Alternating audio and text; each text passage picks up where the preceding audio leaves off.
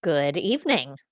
This is a regular meeting for the Select Board for Tuesday, March 8th, 2022. One note, a public Recording in progress. hearing which was noticed in a legal ad for the country club's liquor license and changed to premises for this evening. Due to logistic issues, this public hearing will be held next Tuesday, March 15th at 7 p.m. I think we have a couple of updates and announcements. The first one from Miriam. So I have two announcements related to the ARPA and one related to COVID.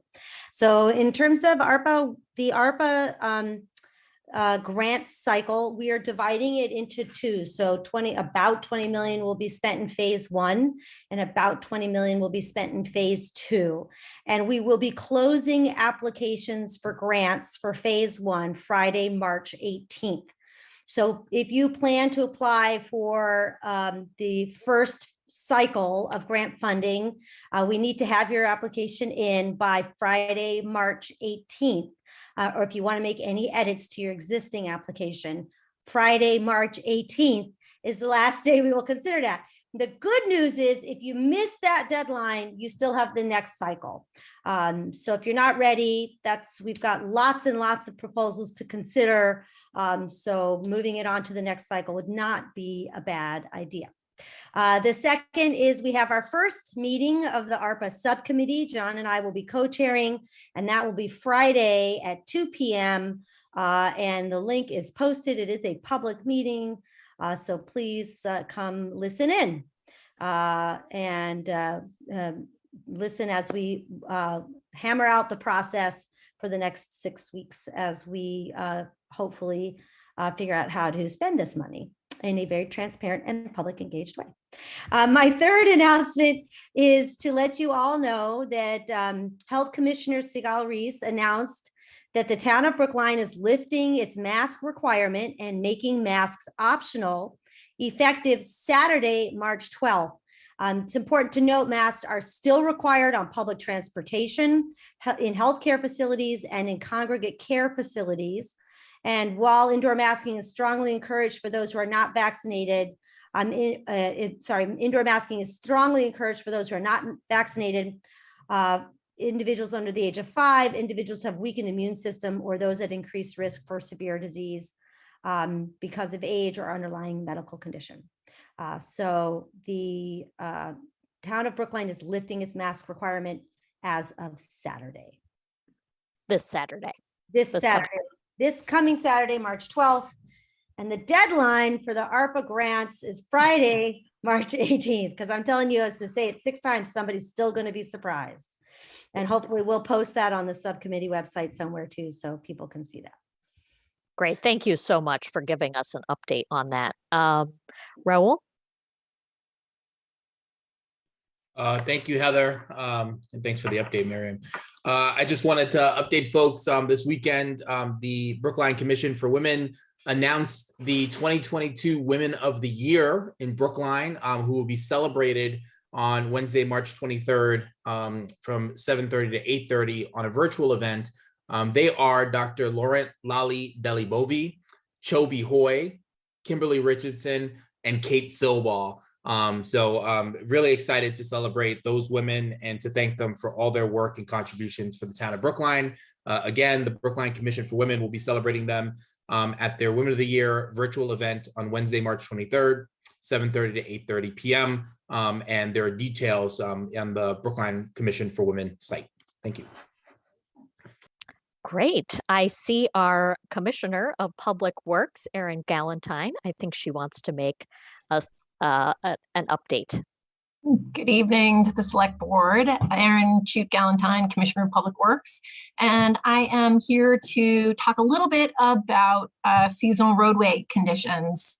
It is pothole season, and unfortunately, we are seeing a lot out there now, as is common this time of year.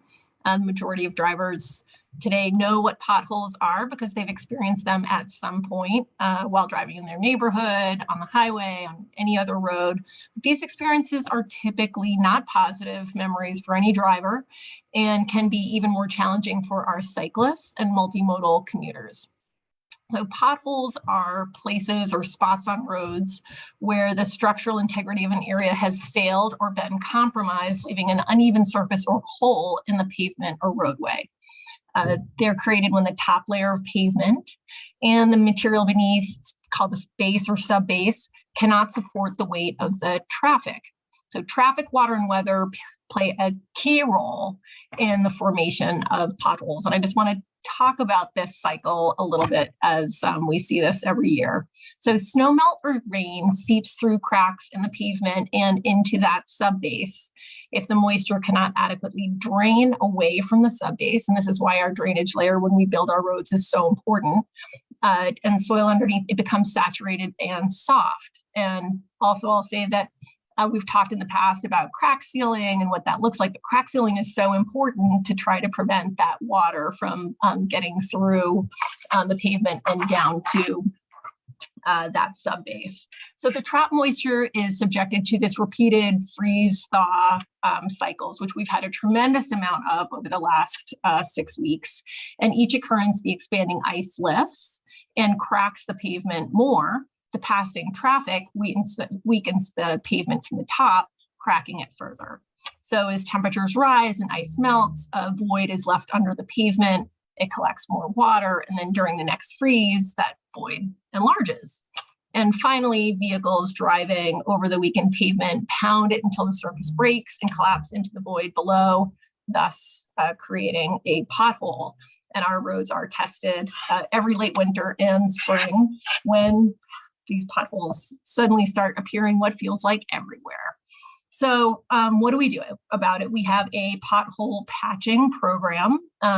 It is performed either as an emergency repair during harsh conditions or as routine maintenance scheduled for warmer, drier periods when weather and traffic are more conducive to safe operations. The Highway and Sanitation Division Director, Kevin Johnson, currently has 1 to 2 crews out daily, weather permitting. These are 3-person crews. Priorities are set based upon inspections and feedback and calls that come in. And we first focus on the mains and then the secondary roadways. They use a hot mix asphalt that is compacted then with a small vibratory device. You may see a slight crown, kind of wonder why you see that with the patches out there, and that is for water dispersal. Every year, the department repairs over 300 potholes. The majority are reported between December and mid-April. Last year, we filled 445 potholes. The year before, it was 334, and we have filled about 125 since January 1 this year. So the best way for residents to report potholes in their neighborhood is to download the app Brook Online and report it that way, or to call either the Highway and Sanitation main number or DPW main number. Either of those collect our calls, and we'll put that on the list, and we will dispatch crews. One last bit is the success of our pothole repairs depends predominantly on the timeliness of our repairs, materials used, and our techniques. Preventing these potholes starts really when the pavement, we start to see that it's visibly cracked. And so sealing the pavement helps keep water from infiltrating, which I mentioned beforehand, and helps extend the useful life of the pavement. So in reality, deferred maintenance can start communities on a downward path of deteriorating infrastructure. I think this is really important, and increasing costly backlogs of required repairs. So we therefore have a pavement preservation and roadway rehabilitation program through the Engineering and Transportation Division. The division has completed a transportation mobility plan with oversight from our new director, Robert King. The Department of Public Works is planning to host a forum on Monday, March 28th to review the plan. It addresses overall care and repair of the public way and the funding needed to maintain the asset. So what you'll learn a little bit about at that meeting is pavement management and preservation, condition of our network of streets and sidewalks, and priorities for work in the coming years. So if you see potholes out there, please report them. We are actively out there filling them, and we'll continue to do that as we move through the spring. Great. Thank you so much. Any questions for Erin at this time? That was a pretty comprehensive update, so thank you. Very good. Thank you very much. Any other updates before we move into miscellaneous? Bernard, you'll have to unmute.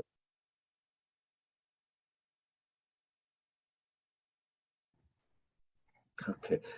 Thank you to Marion for reporting on the rescinding of the mask mandate. I just want to make a comment, and that is that I'm going to continue using my mask in many indoor places. One thing I've noticed over the last couple of years is that I have not been getting colds, which is another coronavirus that is definitely stopped by wearing a mask. Just a little comment, but that's it. Thank you. John? Thanks, Heather. Thanks to my colleagues for their announcements. Thanks to Erin as well. I just wanted to say one thing about the announcement concerning the lifting of the mask mandate, which, by the way, is effective as of Saturday, as Miriam said. I hope people, if they haven't already, if they didn't watch the meeting of the Advisory Council on Public Health last night, I hope they will go to the part of the Town of Brookline website where the Advisory Council on Public Health has its page, and you will find a video of last night's meeting. And whether you think that we should have done this sooner, or whether you think that maybe we're rushing into it, please watch the video, and I hope you will come to the same conclusion which I came to from watching the meeting as it happened last night. This is an extremely thoughtful group of people. These people also know this topic quite well from both life experience and from professional experience. They ended up essentially being, kind of torn as to the decision they were being asked to make to advise our director of the Department of Public Health on this issue. They were so kind of, divided in their own minds that they chose not to actually take a vote. They chose instead to let our new director of public health, who was listening to every word and taking notes very carefully, they chose to let our new director of public health draw conclusions from the discussion that they had held and formulate a policy. And it was pretty clear that they were essentially saying to her, we're okay with your drafting a policy that will result in some lifting of the mandate. But we have a lot of qualms about it, and we want it to be well understood by the public that COVID is not yet, as they say, endemic. In other words, it's not at a point where it is stable and not increasing or not decreasing. There is always going to be a risk that it could come back, or some variant could suddenly come on the scene. And that's why they themselves were having a hard time with this decision. But on balance, they came to the decision. They came to the consensus that, as they said, Brookline is not an island.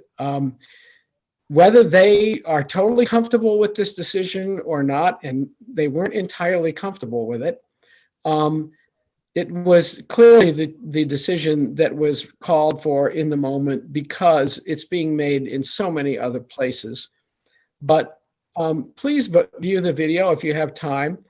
And I hope you will, at the end, feel better about this because of the professionalism of the people who took part in that discussion and the seriousness with which they take their responsibility to protect our public health here in Brookline.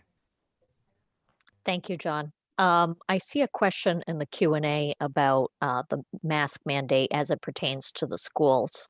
Miriam, do you want to address that? Yeah, so the school committee voted last week to rescind its formal mask policy. Once the townwide order expires this weekend, then it will be up to the superintendent what happens going forward for the public schools. So that decision is still being made, essentially. But I'm sure we'll have a decision soon. And if you're not, I did reach out to Linus before tonight's meeting to see if I could get an update, but I haven't heard back yet. If he emails me during the meeting, I'll interject. Excellent. He puts out one very thorough newsletter, I believe, each week. So if you are not on his distribution list, I would suggest going to the school's website and trying to find a way to get on that distribution for the latest information.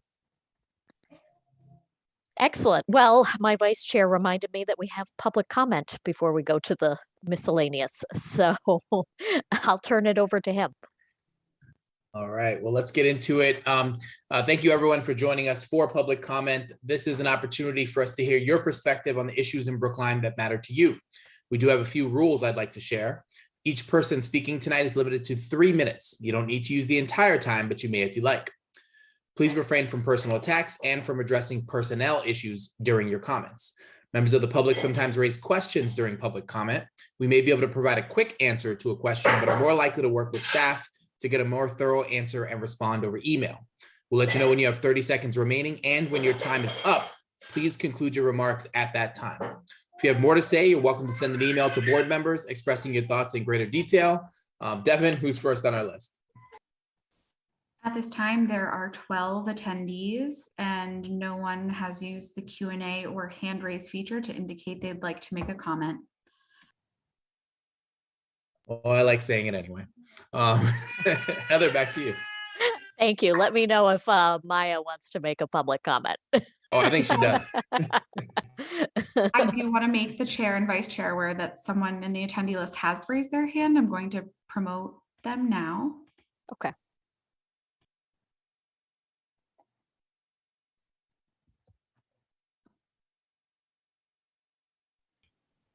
Hello. Hello, everyone. Can you You hear me? Yes, we can. You can share your video Okay. if you're comfortable, and you'll have 3 minutes to make your comment. Great, thank you very much. My name is Dan. I'm a Brookline resident. I was actually prepared a long speech before the announcement of the mask mandates, and I just like to just make a note at this point because I heard the news that I wanted to hear, and I made a speech yesterday also, and I was expecting the board to have a vote, not the board, the committee on this issue as well. I was not sure why they're not following the CDC guidelines and the point when the restrictions were being dropped, but they were following those limits all the way through the pandemic, which was not making sense to me. Well, in any case, I'd like, and also I want to make another point. So I was in contact with Public Health Committee of Brookline for over, I want to say a month and a half, and I did not get any feedback from them. I emailed several times and I called. Nobody commented on the issues that I brought up. I would like to have a more open channel for communication. I think it would make more sense because if people don't understand something, they get frustrated, as I was a little bit, and also just to get more clear picture what's going on. And because the website with the statements is not very helpful. And I think it's pretty much it. And again, I appreciate for the opportunity to speak out. Thank you.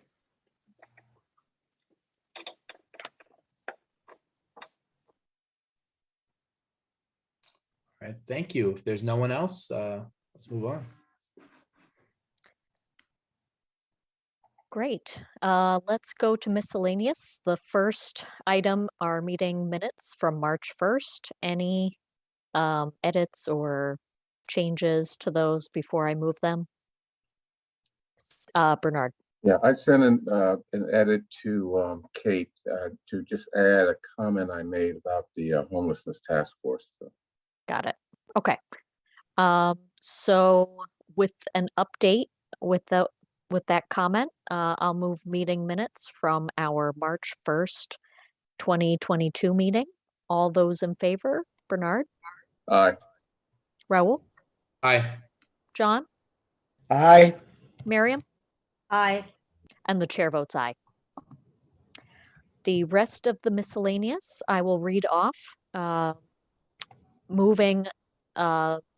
Accepting the fiscal year 2022 student awareness of fire education and senior SAFE grants from the Executive Office of Public Safety and Security Department of Fire Services in the amount of $11,030. Accepting grant funds from the Brookline Community Foundation to Brookline's MLK Celebration Committee to be appropriated into account, I'm not going to read those numbers, in the amount of $1,300. Approving the request by the Boston Athletic Association to hold a portion of the 2022 BAA Half Marathon in Brookline on Sunday, November 13th, 2022. And finally, approving a temporary wine and malt beverage non-sales license to the Lars Anderson Auto Museum to be held on Thursday, March 10th, 2022 for a corporate cocktail reception from 4 to 7 p.m. at 15 Newton Street. 100 people are expected to attend. All those in favor? Bernard? Yes, I'd like to make a statement before we go forward. I'd like to give some background on the program that the grant in item 3C will fund. The program is one of the programs during the year that the Martin Luther King Celebration Committee presents, in addition to the big event on MLK Day. The program that is being funded will be an exciting and provocative discussion titled Family Past and Present, a Story of Hope in Black and White. So hold the date, Sunday, May 8th, which is Mother's Day, at 2 p.m. at the Coolidge Corner Theater. The program will feature singer, songwriter, and social activist Reggie Harris and longtime Brookline resident Wallace Reamer. Reamer grew up in Richmond, Virginia, thought it was cool to have a statue of her Confederate general ancestor in the center of town.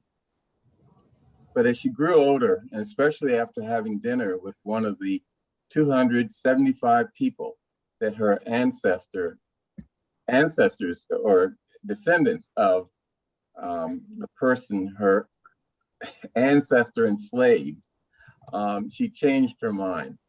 Reggie Harris is a descendant of that same Confederate general and the enslaved woman, Babana Hewlett, a Black woman that he enslaved and we assume he raped. After the white supremacist rally in Charlottesville in 2017, Wallace and some members of her family wrote a letter requesting the statue be removed.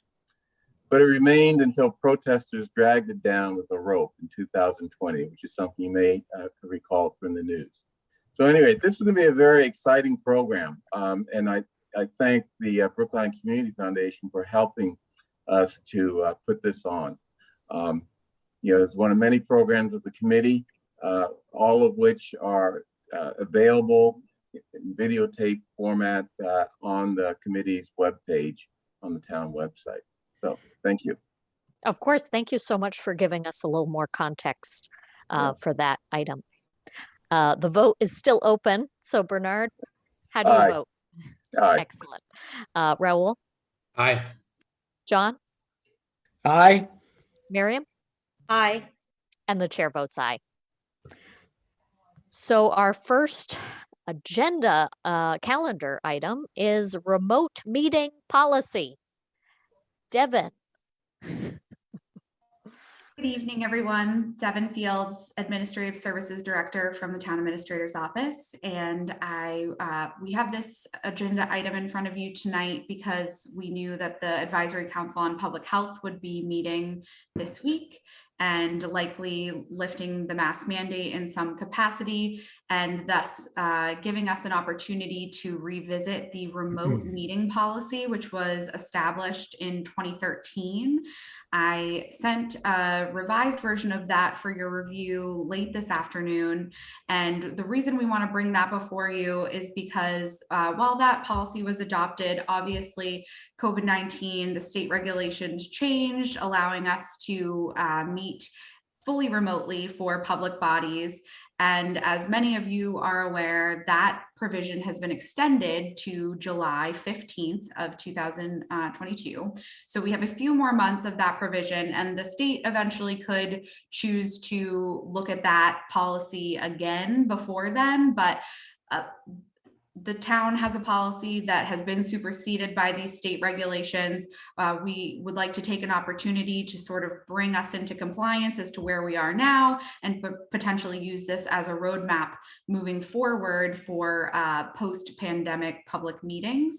As I mentioned, now that the mask mandate is lifted, this body in the spring had tied public in-person meetings to the lifting of the mask mandate. So we thought that kind of bringing this policy before you for discussion, tying in the hybrid approach, and then also giving you an opportunity to discuss, guidelines and expectations around hybrid meetings, including, when you yourself feel comfortable coming back in person to launch that process, this would be a good opportunity to have a discussion about that now. I wanted to let everyone know that this is just a foray into this discussion, and you'll have the opportunity to take a deep dive on the policy and review that at a future meeting. You don't need to take any votes tonight, but we thought that this would be a good opportunity to not only give an update on the fact that the open meeting law provision has been extended to July. We will have a fully remote town meeting next week. You'll vote on the remote request that came through from the moderator. And this will also serve as an opportunity to sort of update you on the hybrid training that we've undertaken at Town Hall so far. Excellent, thank you. Lots to consider there. I seem to recall that our old policy prior to COVID required a remote participant to only call in and not do video. So I assume that will be changed with this new policy. Yes, video internet participation is expressly not allowed in the 2013 policy. And while the state regulations supersede the town policy, we would obviously like to be in compliance with our own policy. So we wanted to get that updated as we proceed to move through the next phase of what public meetings will look like. Excellent. Miriam? Thank you very much. So I have two things. First, I just want to clarify, we can still have completely remote meetings until July. That's correct. Yes. Okay, good, because I'm on a lot of committees, as is everybody. But so then the second is actually related to very particularly to one committee, which I really want us to consider as we adapt this policy. So I co-chair, or I chair the Disability Commission. And I think it is immensely more accessible as a committee for its committee members, who many of them have some mobility, visual, hearing, all things that could make coming to a physical meeting quite challenging. So this is a meeting I want us to hold in our hands as we think about making sure we have a policy that allows a committee like that to remain fully remote. Because I really think that it would be a challenge to get a quorum in town hall when you talk about accessibility in a meeting like that. So I just want to put that out there. I think that should remain an option for some committees. Raul? If I'm not wrong, I think the Disability Commission is the one that is actually written into state law that could be remote prior even to the pandemic laws coming into play. So I think that was thankfully already there.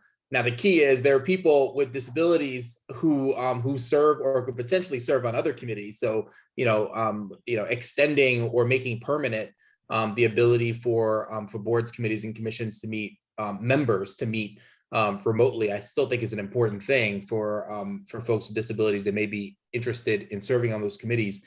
I think I want us to make a distinction between this board, which I do think should get back to meeting in person and being held accountable in person for the work that we do.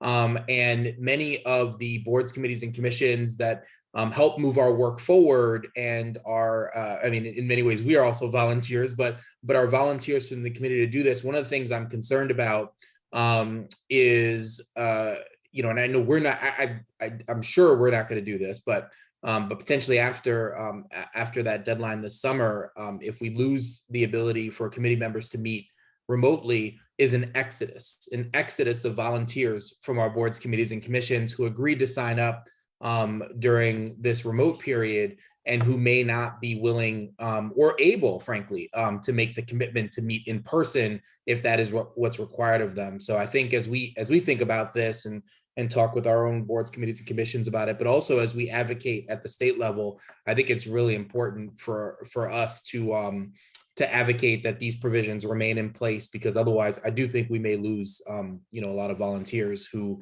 wouldn't want to meet in person, or I should not say want, who wouldn't be able to meet in person.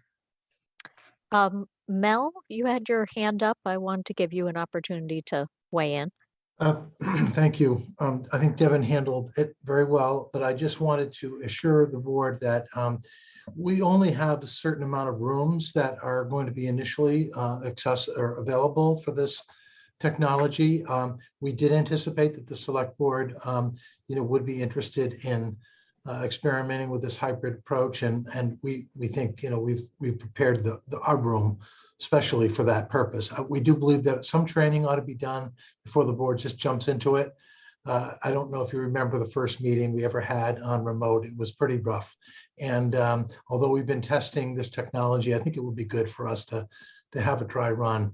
But we are not encouraging or actually discouraging too many boards and committees from doing this too quickly because of the capacity. But this board was definitely one that we were anticipating and have been preparing for. Thank you. John? Yeah, my thinking on this has been evolving. I think probably everybody is going through that as well.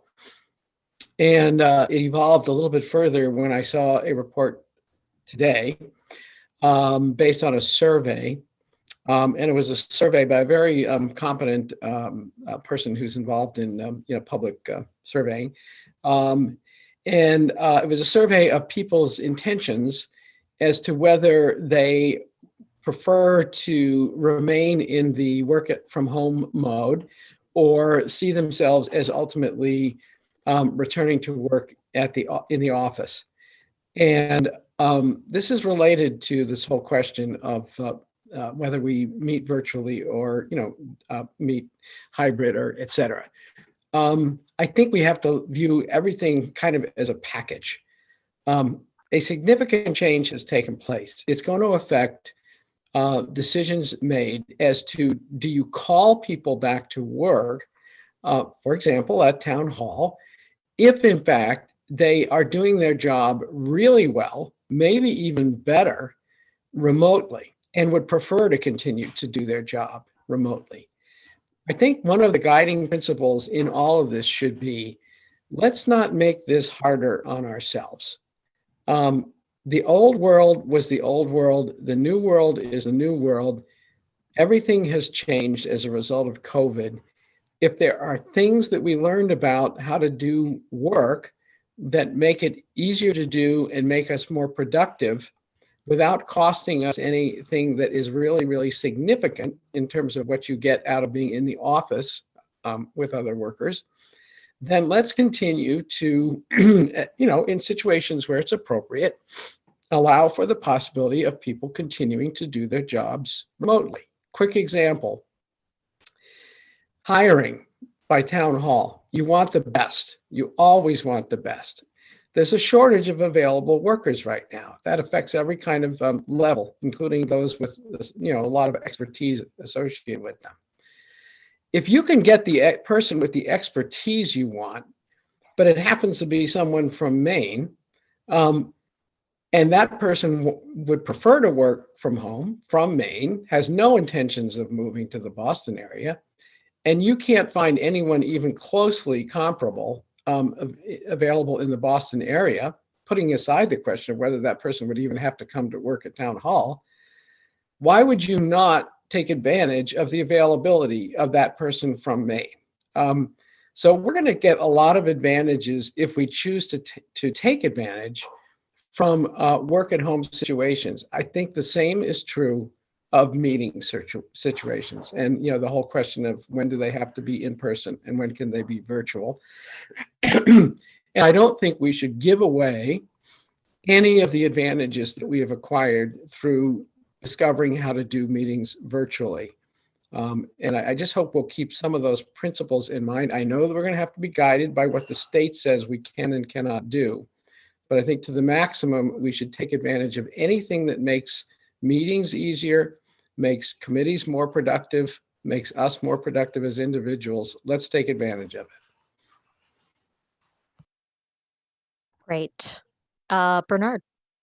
Yeah, I'd like to echo John's comment with a caveat. We should think about this very carefully, because there may be positions that can be done from not just Maine, but Barbados, which is encouraging people to work from that country remotely. But that we want to have a connection to the town for those individuals.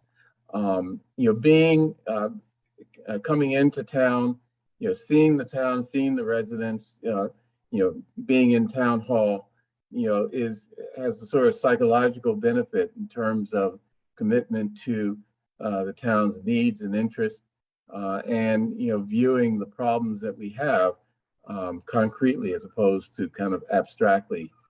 So while I think that John's comments are very important, they really require careful thought of the various situations that may be covered. So, Great. Devin, did you have any follow-up? Yes, I just wanted to follow up and kind of wrap all of this up with the transition to the next piece of this, which is our hybrid meeting strategy and approach. At this time, we have run 5 OWL hybrid meeting technology trainings with over 65 staff. And so now every department has access to the OWL technology, which is a device that you can plug into a computer and a projector and effectively create a hybrid meeting in almost any space. that you have access to those pieces of technology. We'll be moving on and training staff who use the select board hearing room in the month of March. And then in the month of April, we'll be moving on to rooms 111 and 103 that have custom technology solutions that have been provided by our partners at the Brookline Interactive Group, who, as you remember, received funding from this board back in January as part of the ARPA continuation, so we could explore hybrid technology. The question of, when boards and commissions should start meeting in person and using this technology, I want to underscore what Mel said. We'd like to encourage you to encourage boards and commissions to wait as long as possible and really hold on to the remote for as long as they can, because as Mel alluded to, we only have a few rooms that are keyed up and ready to go right now, and booking those rooms is going to become, we imagine, extremely competitive. And if you remember the before COVID times, booking rooms was already extremely competitive. So we are working on a new or reimagined booking system to sort of roll out with the hybrid meeting process. And we'd like as much time as possible to ensure that there is a smooth transition for that. Additionally, especially with the select board hearing room, which has a custom technology solution, it's not the OWL technology that I just previously mentioned. Members of public bodies who sit in that room will need to adjust to muting and unmuting their microphones, not unlike what we do here in Zoom right now. But because a hybrid meeting is the most challenging balance, you can do an all in-person meeting, you can do an all remote meeting, but a hybrid meeting proves pretty challenging as far as the AV and audio requirements. So that is going to require a little bit of practice.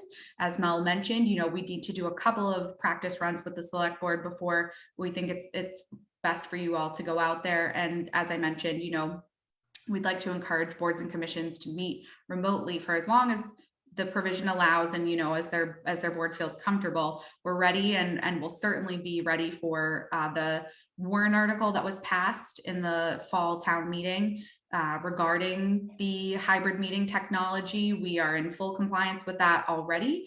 So we feel really excited about rising to that challenge, and we know that this is going to make public meetings more accessible to all of our residents very soon. Great. Thank you very much for that reminder, Devin.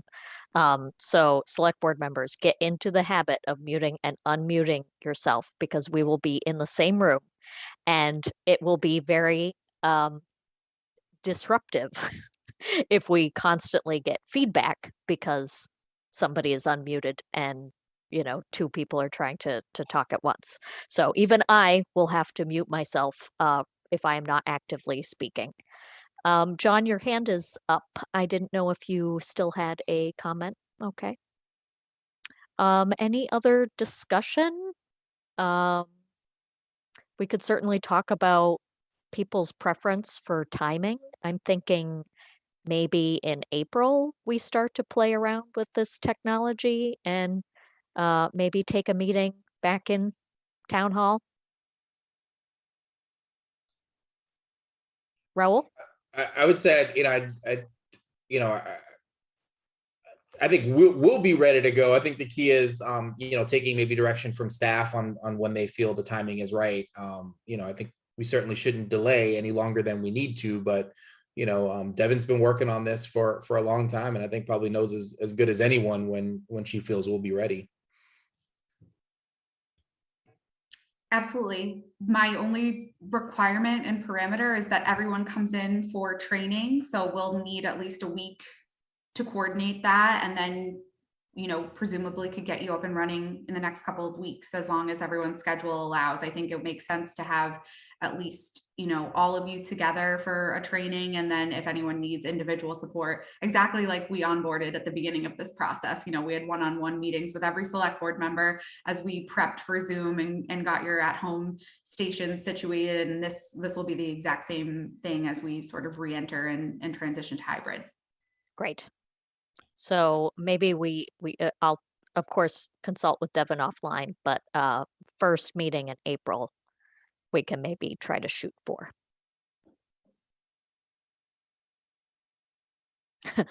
If we accomplish all of those things ahead of time, getting everybody I will Trained. work on, yes, I'll work on everyone's schedules and see if what we can take care of in the next couple of weeks. That remote meeting policy will also come before you again. So if you have feedback on what was in your OneDrive folder, let me know. Town Council and the Information Technology Department have also been weighing in on that, and we plan to just use that as, you know, a roadmap moving forward. Additionally, I'd just like to remind the board, you implemented a policy regarding recording meetings. That was technically a pilot that was to come to an end when in-person meetings resumed. You know, I know the board and commission chairs are going to be looking for guidance from you on, you know, what their next steps are. And, you know, we'd like to encourage you to encourage them to, you know, hold off as long as possible so that we feel that we're ready to go. But we do imagine that happening in the next couple of months, being ready to accommodate that. But the recording policy is also something you'll need to revisit at that time. Thank you for that reminder. Any thoughts, questions? To be continued. Okay. Are we ready to move on to boards and commission interviews? Okay. Devin, please promote our first interviewee.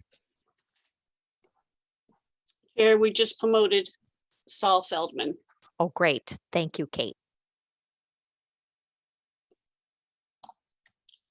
Saul, you're ready to go on if you want to share your video and unmute yourself for your interview. Okay. And you want to do that, please?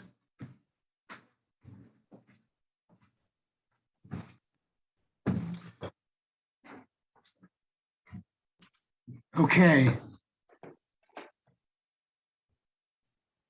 Hi, Saul. If you just Hi. want to describe your interest in the position, your background, try to keep it to about 2 minutes, and then we'll open it up to questions.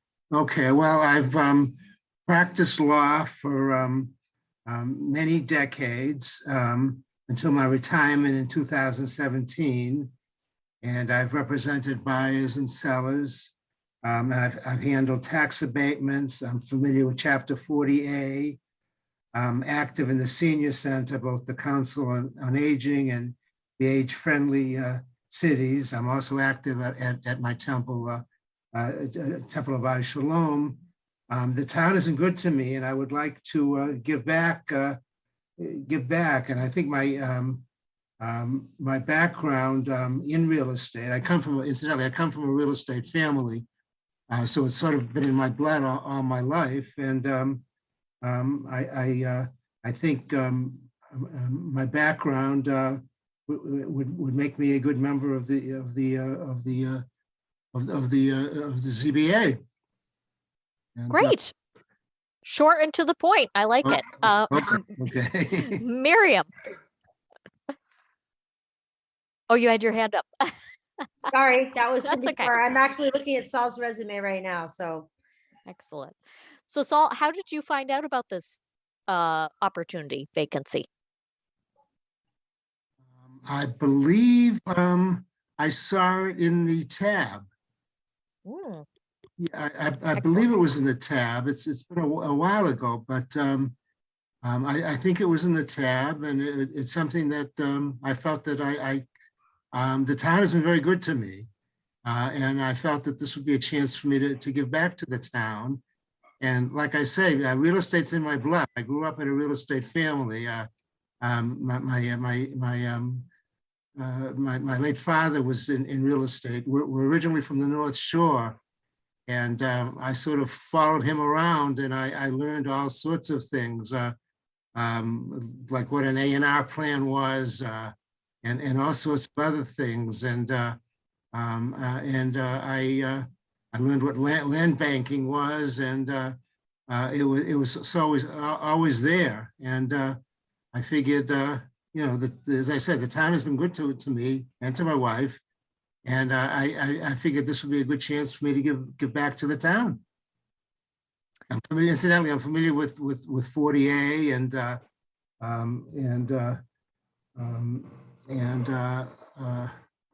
What else? What else would you like to know about me?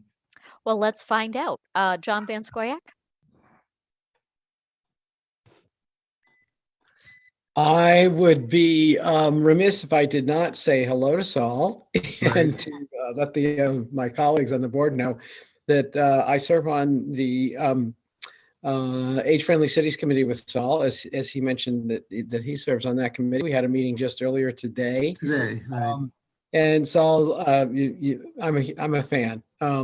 Saul is a very crucial contributor to that committee. And very diligent, and it's a pleasure to serve on that committee with him. And if he should bring to the Zoning Board of Appeals the kind of participation and thoughtfulness that he brings to the Age-Friendly Cities Committee, Brookline will be well served. Thank you, John.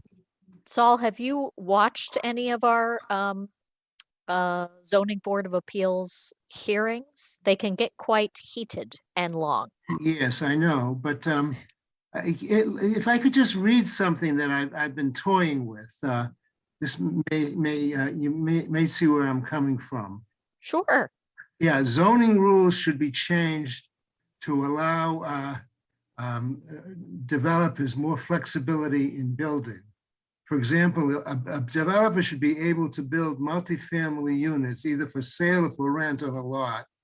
Use of the so-called 3D building system can reduce construction costs. Barriers to building high-density affordable units must be removed. A 3D home can be constructed in less than a month. Homes should be mass produced in the way that Henry Ford built cars. Workers should be able to build most components of a house, siding, floors, and walls in a factory, and then attach them on site at a later date. Final features like garages and porches are added once the home is in place. These are so-called prefabricated homes and have been around for over a generation. Another name for this is modular housing. Must be willing to accept fewer options. For example, all homes perhaps should be white in color, and this means standardized construction. And this is the sort of thing that I think this is where we should be heading. I know without I know decades ago I worked on something like this down in Weymouth, and it stood the test of time. So that's the sort of thing that I think I could bring to the board. Excellent. Thank you for that. John, your hand is up. Not sure if you had a follow-up. No? Well, I think we got everything that we needed. Thank you so much for applying and for your interest. We will be making a decision at a later date. Okay, thank you very much for listening to me. Of course. So we have one more interview this evening. Andy Epstein for the Advisory Council on Public Health. So we will not be making appointments at the end of this meeting like what it was originally scheduled, because this was not anticipated.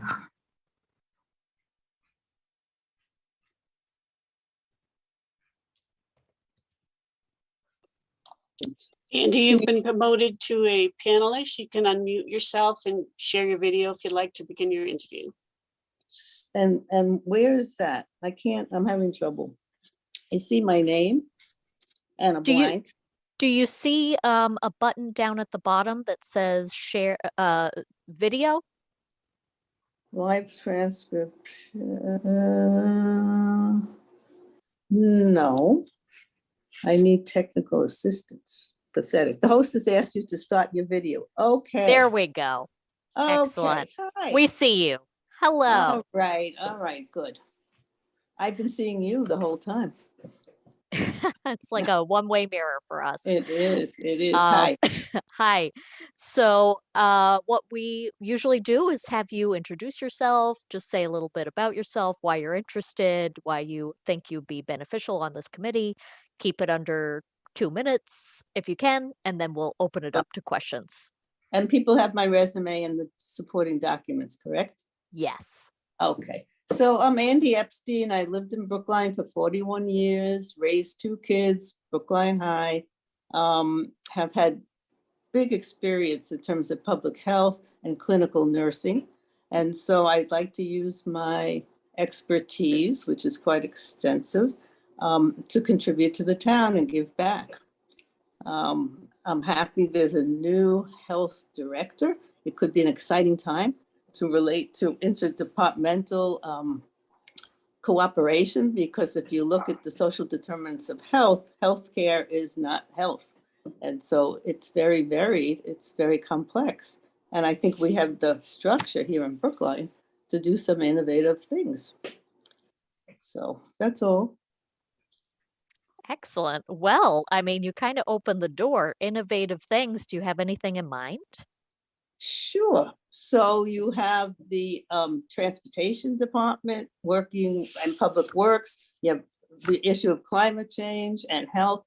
You have the problem of heat-related deaths in people who are isolated, and there are all the housing authorities. So you use your imagination to broaden the interdepartmental work. I also thought when we were testing those scooters, and they were all over the place and people had to step over them, that we could do a point prevalence study, which looks at, high school kids can be trained to look at a particular time and look around the town and count the number of, blocks and stuff. So I think we could use innovative innovative methods to look at how we could improve the health, because we could Great. document what we see. Yeah. Thank you. Raul? Sure. Thanks, Heather, and thanks, Andy, for applying. This is glad you're here. I'm wondering if you could, what are some of the key issues? No scooters right now. What are some of the key issues you think that Brookline is wrestling with that perhaps the Advisory Council on Public Health should get more involved in discussing? So what are my priorities? What I think I see, I'm not sure what the Advisory Council has done in the past, so I don't have the background, but it would be climate related, it would be food, housing, access to socialization, it would have to be a plan that I participate in developing I'm not thinking that I know exactly what the committee does. I know members of the committee like Peter Moyer and Pat Marr, and I've worked with them in different capacities, but I'm not sure. I'm interested to participate and then bring my experience, which was global health. I worked at the State Health Department. I worked at the Boston Public Health Commission. I've worked clinically at the AIDS clinic at Cambridge Hospital, et cetera, et cetera. So all that, micro and macro, I can bring, and we'll see how it goes. Thank you. Miriam? Great. Hi, Hi. Miriam. Thank you. So I just looking over your resume, of course, I worked in Mozambique also. I know. What an interesting time. Yeah. I'm very connected still, very much so. It was very profound. We went to Mozambique right after independence was 75. We got there in 78. We got 2 kids, 3 years old, 7 years old, and we worked our asses off, and it was great. I mean, I saw the years and that really raised my eyebrows. I thought, wow, Yes. she's there in the thick of it, because post-independence was not a secure time for Mozambique. No, we Very couldn't travel for the second year. Yeah. There was a war going on, and we were part of it. And then I'm looking at the arc of your story through your work at Cambridge Health Alliance, which I also worked at, the public commission. Yeah, one of the things that struck me is something really relevant to what the health and public health work we do here in Brookline is you worked with NETA. Yes, I Can you worked talk at- a little bit about that for us, please? Sure. So I was recruited because I had worked on the state regulations when I was at the state. I was recruited by NETA, which is now Parallel, to work on medical marijuana. And I was director of patient education.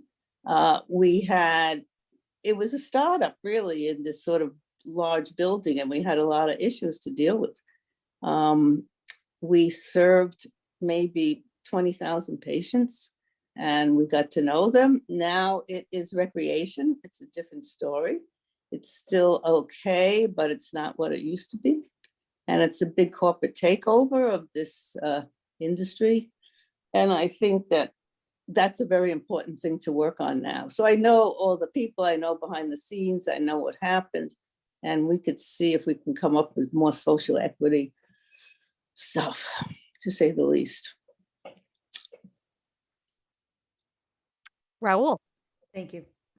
Andy, that's a big one. You got to talk more about that. So thanks for your question on that. If you just share a little bit. It's been a journey, and it's been positive and challenging at the same time.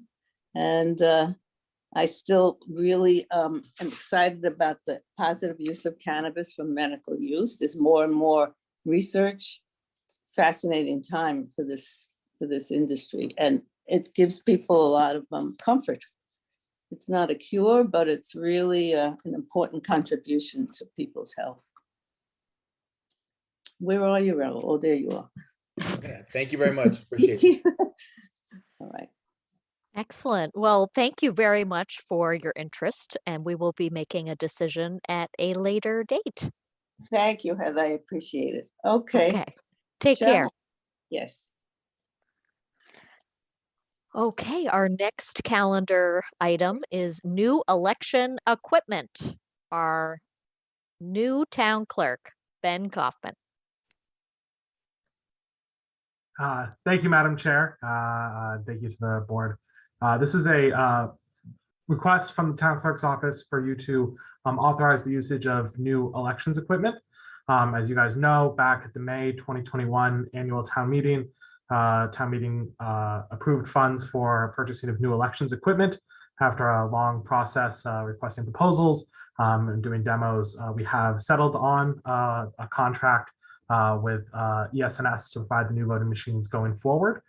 So in order to use them, it does require a vote of the select board to both authorize the use of the new machines as well as end the authorization for the machines that we have been using for the past 20 years. So that's what this vote is asking you guys to allow us to use those machines with the goal of using them for the May town election we have coming up. Any questions from board members? Raul.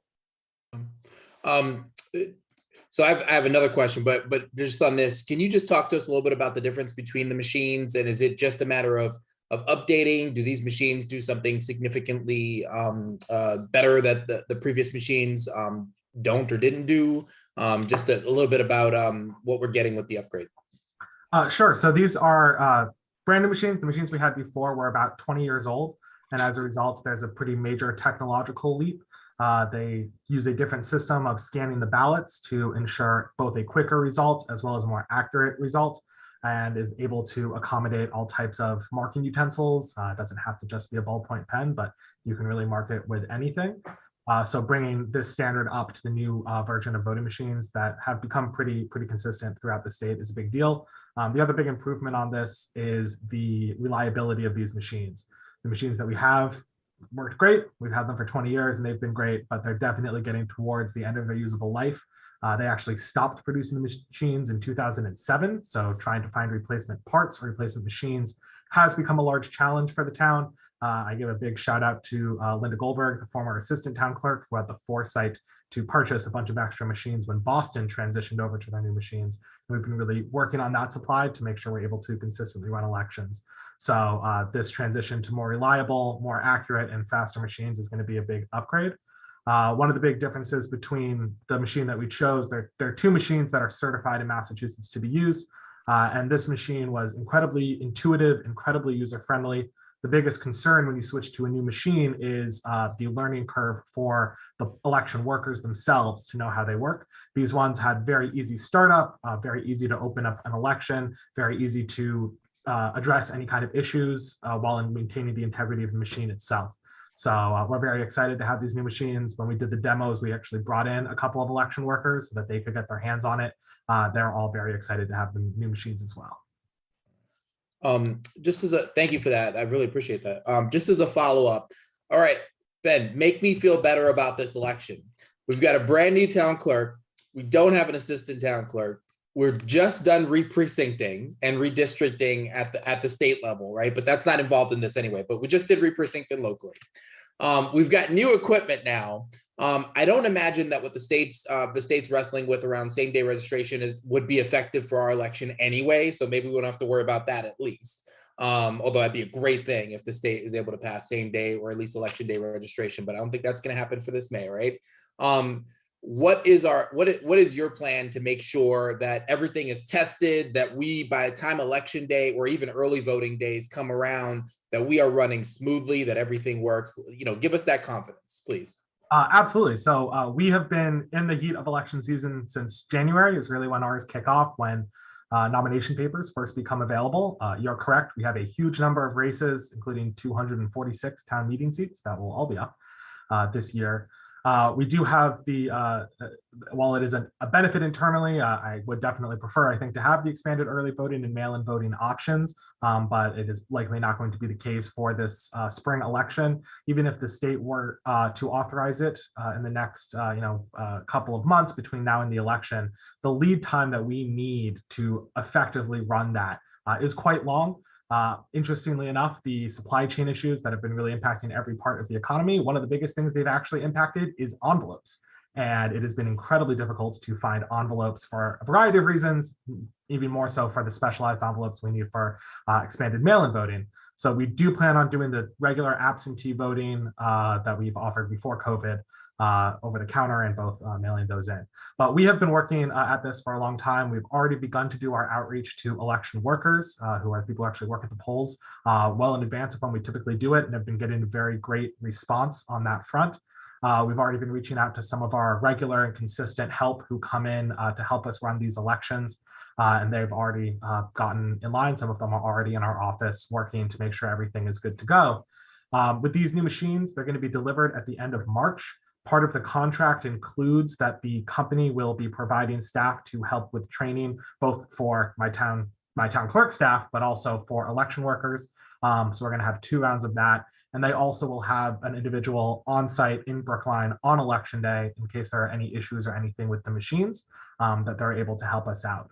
So I really think a combination of having the experience of some of our downstream workers who come in and help us out, both from the town as well as other people who we bring on just for election time, and the lead time that we've gotten and already reaching out to our election workers, already having the machines lined up to be delivered and the trainings lined up to get that work done, makes me feel really optimistic about this election and feel like we're ready to hit the ground running on May 3rd. Appreciate that, Ben. Let us know what you need to make it as successful as possible. This board's got your back. Thank you. I appreciate that. Excellent. Bernard? And then John?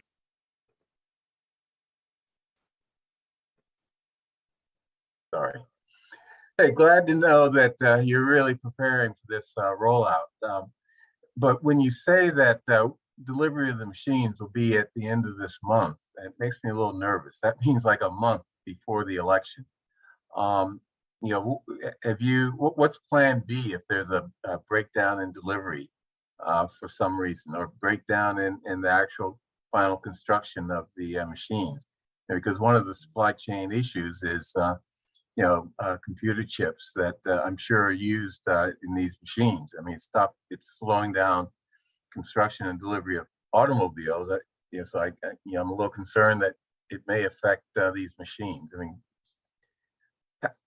give me some comfort that there's a plan B or whatever. Absolutely. So that is actually a big question that we had when we were getting these machines, knowing that there are supply chain issues out there around technology. So it's actually one of the reasons why we're coming to you with this request. We actually had signed the contract a couple of weeks ago and only came to you now was because we were waiting for the assurances from ES&S that they would be able to provide those machines. So these 27 machines that they're going to provide with us are currently sitting in a warehouse in Wareham, Massachusetts. So we waited until they assured us that they had the machines, that they'd be able to provide them in time for the May election. Not only, don't deliver them on May 2nd, but with enough time that we can get familiar with them, that we can run trainings with our poll workers throughout the month of April, and that we have them ready to go in the May election. So that was one of the reasons why we actually delayed this vote before the select board, is because we wanted those assurances from ES&S. So that is something that they've assured us. In a worst case scenario, that for some reason, the roads all go out between here and Wareham, we still do have the AccuVote machines. They will not be removed from our locker until the new machines are fully delivered. So if there was a worst case scenario, we still have those machines. It would be a bit of a scramble and definitely cost money for LHS to step back into that role and help us administer this election. But we did intentionally keep on a hold of those machines until the new machines are delivered as an absolute worst case scenario. But based on the fact that they already have these machines ready for us, I don't think it's going to come to that. Thank you. Excellent. Any other questions before I move the language? I'm sorry, John, you had. Thanks. Yeah, Ben, you mentioned the number of seats that are up. What is it, 245? 246. There's one vacancy. 246. For those who are not, the local government town meeting nerds who check every Friday to see how many people have taken out papers, it might be interesting to everybody to know that for those 246 seats, there are now, I don't know, Ben, north of 330 people who have taken out papers to run for town meeting, something like that. Yeah, about 328 is my latest count. Yeah. So this is going to be an interesting year with some really long ballots in certain precincts with, many, many names from which voters will have to pick 15. And, I think the lesson is simply, as I like to say, stay involved and pay attention because it would be a great thing if this particular town meeting election, because of the nature of it, because of the re-precincting and the long ballot with lots and lots of contests for town meeting races, it would be a great thing if we had significantly higher turnout than we get for the typical town meeting election. And for that to sort of be effective, people need to know and familiarize themselves with a lot of candidates, and it's all good. I mean, the more we all get to know each other, the better. And hopefully this election will be sort of a springtime for Brookline, local grassroots democracy, and lots of voters participating, because there's certainly lots of candidates participating, that's for sure. Absolutely. And if I can give a plug, the deadline to file nomination papers to get on the ballot is March 15th. So anybody who's interested in running for any of the townwide offices or for any of the town meeting seats can come to my office and pull nomination papers. Heather, do you mind if I add one more reminder? Because I just reminded myself of this. Sure. The deadline for articles for the warrant is coming up very shortly. In fact, I think it's this Thursday. Is that, am I right? Yeah, yeah, Thursday at noon. Just thought I'd throw that in there. Great, thank you. Raul? Thanks, Heather. Just briefly, are you already recruiting volunteers? If so, how can people either sign up or reach out to volunteer at the polls? Absolutely. So we are already recruiting election workers, and that's right. They're paid workers. That's right. Exactly. It is a paid position, and we are have already started to do our outreach to our existing list of election workers who have worked with us in the past. So we've already started doing that outreach. We're going to be doing further outreach. If anybody's interested in being an election worker, they can send an email to townclerk@brooklinema.gov. Let us know that you're interested, and we can provide information on what that entails and get you signed up. But definitely, we are always looking for people to get involved. And I will add for town meeting members who might be listening or hearing about this, you are allowed to be an elections worker even if you are up for election. You simply can't do it in your precinct, but you can be an election worker elsewhere in town. So for example, I live in precinct 9. I could not be an election worker at the senior center, but I could go over to the Florida and Ridley School and be an elections worker for precinct 8. You are allowed to do that. So any town meeting members who are interested and think they might not be eligible, you are. Thanks. Ben, what's the pay? So if you are a first-time election worker, you usually are up at the front counter. It varies from $175 to $200 for the first-time election workers. Then if you're a warden, a clerk, or a warden, the pay is a little bit more. All right, there you go. Thank you. Thank you. Any other questions or comments before I move the language? Okay, seeing none, I will move approval of the usage of the DS200 precinct scanner and tabulator and discontinuing the AccuVote ballot scanning and tabulation voting equipment. All those in favor? Bernard? Aye. Raul? Aye. John? Aye. Miriam? Aye. And the chair votes aye. Thank you so much for working on this issue, Ben. And I believe that we have you for the departmental reviews. So while we transition, I have a surprise for everyone, and I want to play a little video that Ben helped me with. Let me see if I can share my screen. Ooh, I can. Oh, this is exciting. Okay, let me just make sure I can find. There we go.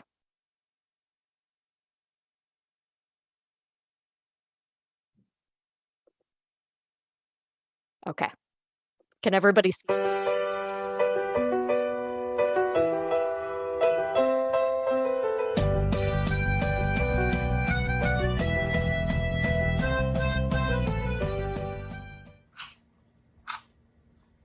right, guys, this week, instead of a staff meeting, we're going to try something a little bit different. So I'm going to have you guys come into my office one by one. We're going to have a little conversation. Okay. Come on in. Hey, man. Hey, Farisa. Come on in and grab a seat. So this month, we're doing things a little bit different. I want to get to know my staff. So I'm out here talking to them about some of the things that are special in the office. So you're the principal clerk. That means you really handle everything that comes in out of the office, right? That's true. So what would you say your superpower is? Well, I know every single thing that comes in and out of this office. Really? You know everything? Yes. So you would even know what's in the general bylaws? You do. I'm going to test that. Okay. So let's look in here. Article 3.2. Yep, that's in there. Okay. What about Article 5.1? That's in there too. Okay, I'm now going to do a really tough one. Article 8.22. That's also in there. Wow. She really does know everything. That's impressive. I do. So, Danelle, what we're doing right now is I'm trying to learn a little bit more about my staff and some of the things they bring into the office. So, my question for you is, what's your superpower? I can talk to dogs. Really? Yep. So when a dog comes in to do the Green Dog program or get registered, you can talk to them? I can. What do they usually say? I usually just ask for treats. Really? But they're excited to join the programs, right? Sometimes, but mostly about treats. Wow. Might actually talk to dogs. You know, I'm going to test this. Hey, Bear.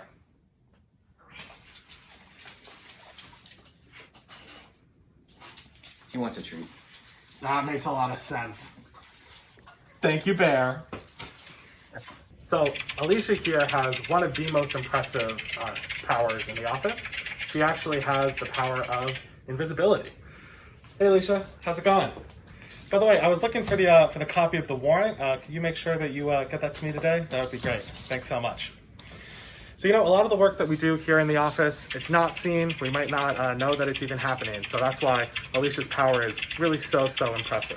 Oh, thank you so much, Alicia. I appreciate it.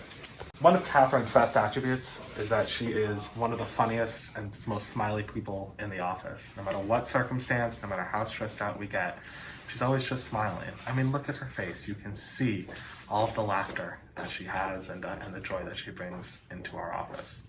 Is that right, Catherine? Yes, that's correct. Ben Kaufman, Town Clerk's Office. Good afternoon, Ben. It's Heather Hamilton. Yes, I just wanted to call and really, really say how much I appreciate everything that you and your staff have done over your term as town clerk. Well, thank you, Madam Chair. It's been such a pleasure to work with you all. And this month, we have decided to award you Employee of the Month runner-up. Congratulations, Ben. Absolutely. It would mean a lot to be recognized by you as well. Galentine. But wait, there's more. Go.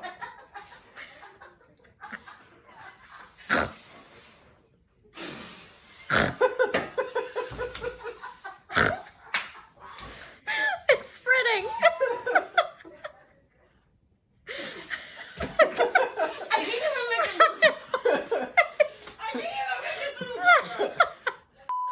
You don't have any lines.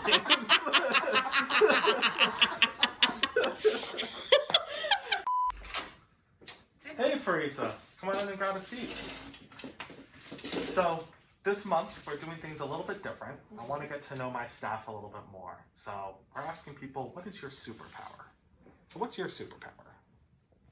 Ooh, hold on, sorry, you skipped the line. Oh, did I skip one of my lines? I skipped one of my lines. So, when dogs come in and want to join the Green Dog Program or get licensed, you can talk to them? I can. They usually just ask for treats. Really? Yep. I don't know if I believe that. You know what? I'm going to have a special guest come in. Hey, Bear.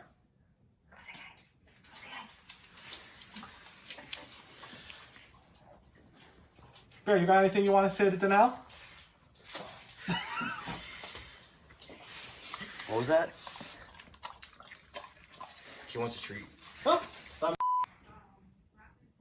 So really one of Catherine's greatest attributes is how funny. Oh, thank you so much for humoring me. And I definitely want to give a special thanks to my staff. The Aaron Galentine Employee of the Week wall was just perfect. We had too much fun on this Friday. Yeah, and I definitely want to thank my staff. They were, skeptical as always, but they were good sports. They had a lot of fun with it. I showed the video to them this afternoon, and they thought it was pretty funny. So definitely appreciate it. And a special shout out to Alicia, who was out on Friday, but she said my power should be that I'm invisible because I'm not going to be there. Definitely want to thank Catherine and Farisa and Danelle and Alicia for putting up with us, and Bear for coming and being a special guest, and for Aaron for putting up with us as well. Yes, it was really a team building exercise. I'm so glad I had the opportunity to hang out with your staff and meet them. And a special shout out to Corbin, who used to work at Brookline Interactive Group. He helped me over the weekend edit this video. John? Yes, I just want to say to those who do not know our chair, as we who serve with her know her. You have now seen the real Heather Hamilton at work. She was so excited about this idea, and only Heather could have pulled it off, and only Ben could have pulled off being the victim in the whole thing. Aside from that, I just want to know if Bear got paid, because that was pretty good performance by Bear. Bear definitely got several pieces of bacon. Yes, there were quite a few takes that did not make the edit. Yeah, he acted like he was kind of overfed by the time he needed to deliver his line. Yeah. Okay, so on that light note, Ben, do you want to walk us through your budget? Sure, I'm going to share my screen because I have a little PowerPoint, which is not as interesting as getting to show a video of my staff, but hopefully you guys won't get too bored for it. In the town clerk's office, we had a very busy FY22 with a lot of interesting changes. Starting off with staff levels and training, one of the biggest is we transitioned a new town clerk back right at the very beginning of FY22. We also said goodbye to Linda Goldberg, who had served 27 years as the assistant town clerk in Brookline. We owe her a tremendous thanks for the work that she's done. She's off in retirement. She actually was in the office today catching up, but I've specifically ordered her that on election day, she needs to sleep in until 11 o'clock because she has not woken up after 5 a.m. on election day and Lord knows how long. We also did 2 internal promotions of staff members, moving them up into new positions, giving them new responsibilities. And we were able to onboard 2 new staff members into the senior clerk typist positions. So that's Catherine and Donnell, bringing in some new people, getting to elevate some of the people who are already here was a really great thing. We also were able to establish redundancies in responsibilities and roles and training within the clerk's office, which means that staff, while they still have their responsibilities that they do, they know what else is going on in the office and can help out when it gets particularly busy in one area. Instead of kind of being in their little silo. We had some changes on the digitization front. We created digital processes for marriage intentions and for dog licenses, which have been very heavily utilized. It's helped make things easier, more sustainable. Fewer people are coming in to file marriage intentions and realizing that they don't have the paperwork they need because they're able to do it online ahead of time, which is really great. We updated the digital versions of the general bylaws. It had not been updated dating back to 2017. So we were able to bring it fully up to date through the 2020 November town meeting and have now been updating it as the Attorney General has approved warrant articles from the recent town meetings. And we also began a codification process to make the bylaws both more accurate and more accessible online. We made some changes internally with our town clerk operations. We completed the redistricting and reprecincting process following the 2020 census with a big shout out to Chair Hamilton, who chaired that committee, as well as to Dave Gayshock, who was the vice chair of that committee, and all of the committee members who worked very hard to get that work done. We began a community engagement program, which includes hosting tables throughout town at Town Hall, the Senior Center, the libraries, the high school, at Brookline Housing Authority properties, just going out into the community, meeting people where they are, letting them know that they have opportunities to get involved in government and registering them to vote. We resumed providing all services that had been suspended during the COVID pandemic, including walk-in counter service and justice of the peace and notary public services in the town clerk's office. And a big change is we actually adjusted the fees for some of the services we provide to be more in line with our neighboring communities. Those fees had not been updated in about 20 years. So those fees were adjusted to bring us in line with our peers. For FY23, we definitely have a few priorities. The biggest one is on the elections front, as we've already discussed. FY23 is going to have 3 elections. We have a state primary that will be in September of 22, a state general election in November of 22, and then the 2023 annual town election, which will be next May, will all fall within FY23. The big changes we will have following the redistricting and reprecincting process, a 17th precinct, and this upcoming May election will be the first election with that additional precinct. Additionally, we have 3 split precincts, which are in effect only for these, because they're state rep lines, only when a state representative seat is up. So those elections will first be in effect for the September 22 state primary election. We have some digitization priorities. We would like to further digitize some of the procedures for town clerk documents and services. We want to continue the codification process in conjunction with our vendor general code to continue to make the general bylaws more accessible. We want to explore some of the digitization options for vital records in the town clerk vault, digitizing birth records, death records, marriage licenses, both so they're more accessible to the public and so that staff have an easier time finding the documents that they need.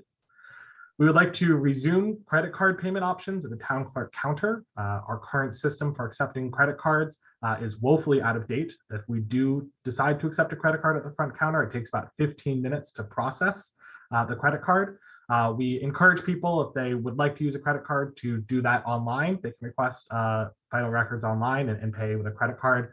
Otherwise, at the front counter right now, we're only accepting cash or check. So we would like to resume offering credit card payments.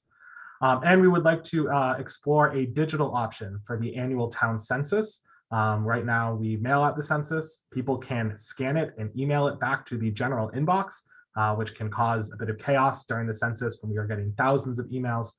So creating a digital option where people can respond to the census online is something that we want to explore.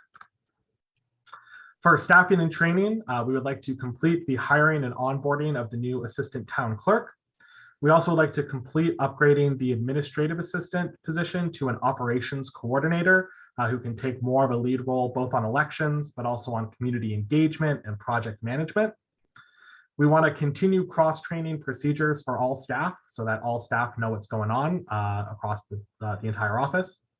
We want to establish clear written protocols for tasks that we do within the town clerk's office. We've been doing a decent amount of this for some of the more common tasks, but especially the unusual tasks, things we only do once every couple of years. We want to have clear written protocols so everybody knows how to do that. And we would like to update and clarify the job descriptions for the principal clerk and the senior clerk typist positions, just to modernize them, make them more accurate with what we actually do, take out some things that our office no longer does, and add in some work that they've been taking on in the recent years.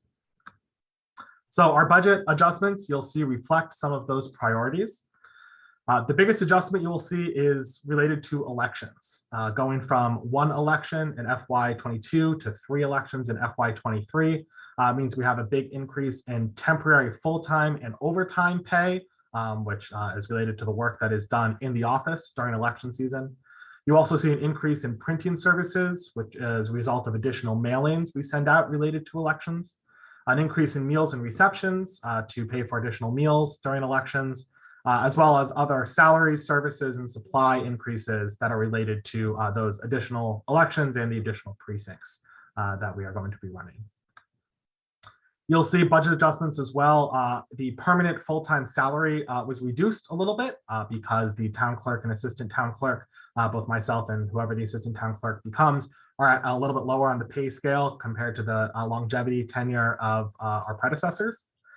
There's also an increase in the full-time salary that's related to transitioning the administrative assistant to the operations coordinator position, as well as an increase in the office supplies budget that is related to updating some of the supplies we have, getting things like new time clocks, as well as community engagement materials, and paying for our permanent staff to become notary publics, receive the proper training and the proper supplies so that we can continue to offer that service and offer it more broadly the more staff we have who have become notaries.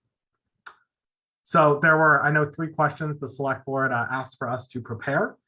So the first was, what would we do with an unlimited budget? Of course, I couldn't pick just one thing. So there are kind of 4 categories that we would look at with an unlimited budget. The first is related to our staff. We would look to increase staff pay in order to retain the staff we have and also attract potential new staff. The town clerk's office has not been immune to the great resignation that has happened throughout the town and throughout the country. But one of the things that we've noticed, especially when we were hiring to fill positions, we were very lucky to have some internal candidates who were excellent, who we were able to bring in. But we did have a situation where we wanted to make an offer to somebody and they were offered more money from a neighboring community. And we want to make sure that the pay that we are providing to our staff is enough that they feel valued and want to stay, as well as to attract new staff when we need to. We also would be interested in bringing on some additional staff in the town clerk's office. The responsibilities of the clerk's office has changed dramatically in recent years, and the workload has increased dramatically. So we would be interested in potentially adding an additional staff if we had an unlimited budget. On the elections front, there are 2 main things we would look at for increasing elections access. And actually, both of these we put in ARPA funds requests for related to the purchasing of poll pads, which are the tablets that we use during early voting. It is a way to allow voting options in multiple locations simultaneously because the tablets communicate with each other, and you check somebody off at town hall. They also get checked off at a tablet over at the Coolidge Corner Library. So it allows us to maintain the integrity of an election, If we had additional money, we would purchase additional poll pads to have the flexibility of providing more early voting, as well as looking at it potentially on election day itself, providing poll pads to precincts to use that to track voters as they come in. We would also be interested in purchasing additional ballot drop boxes and placing them in more locations throughout the town. Currently have one. It is in front of Town Hall. It is very heavily utilized.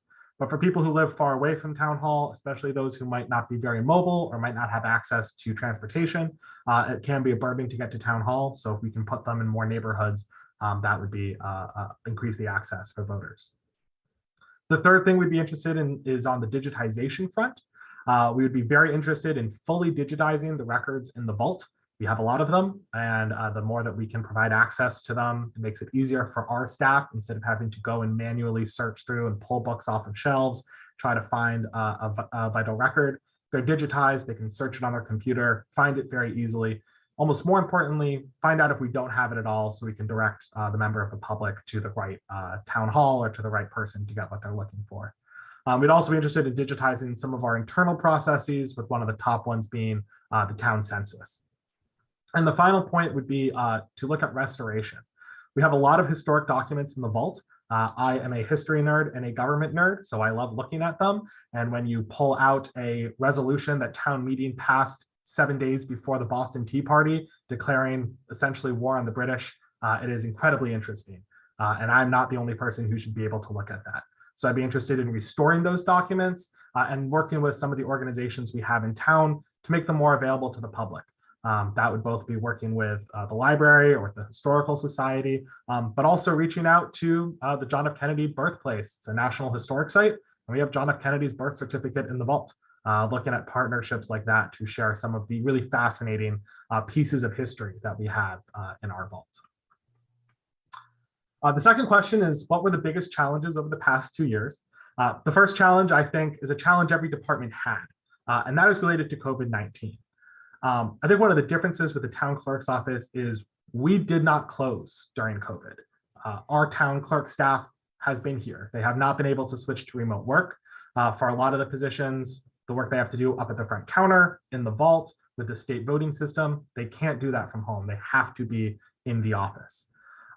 It's been a lot of stress for the staff. There have been changes due to state law that they've had to accommodate.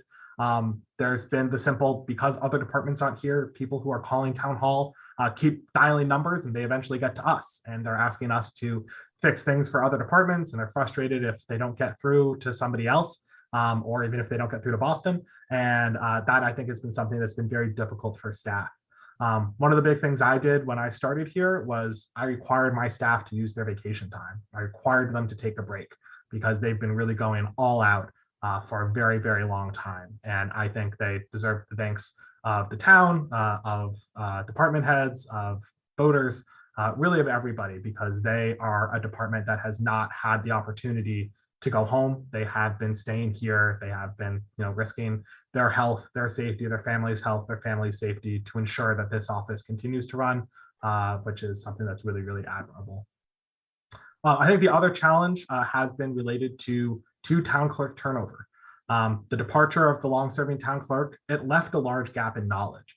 And a lot of that was because there was a silo mentality that existed in the office. A lot of things were kind of known by one person that it needed to be done and not shared by with other people. So especially when my predecessor, unfortunately, was not able to do his role, a lot of the town clerk staff was thrust into a position where they had to learn on the fly.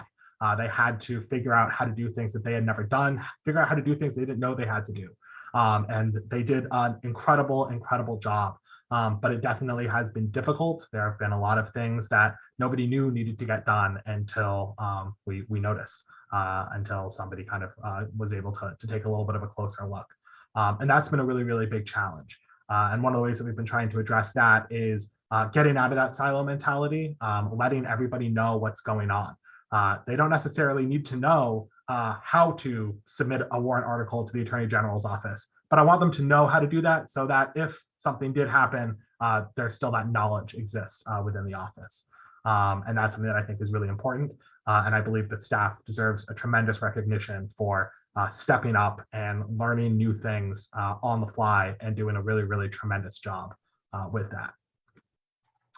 And the final thing is, where do we see the town clerk's office in 5 years? First and foremost, I want to see a fully staffed and a well-trained office. I want to see staff who are trained on their roles, on other roles, who are getting the personal growth and the professional growth that they want. And it really is going to be something that benefits the entire office and the entire town. The other thing that I want to see in 5 years is a digitized town clerk's office with digital records that are accessible to the public and more efficient for staff to be able to access them.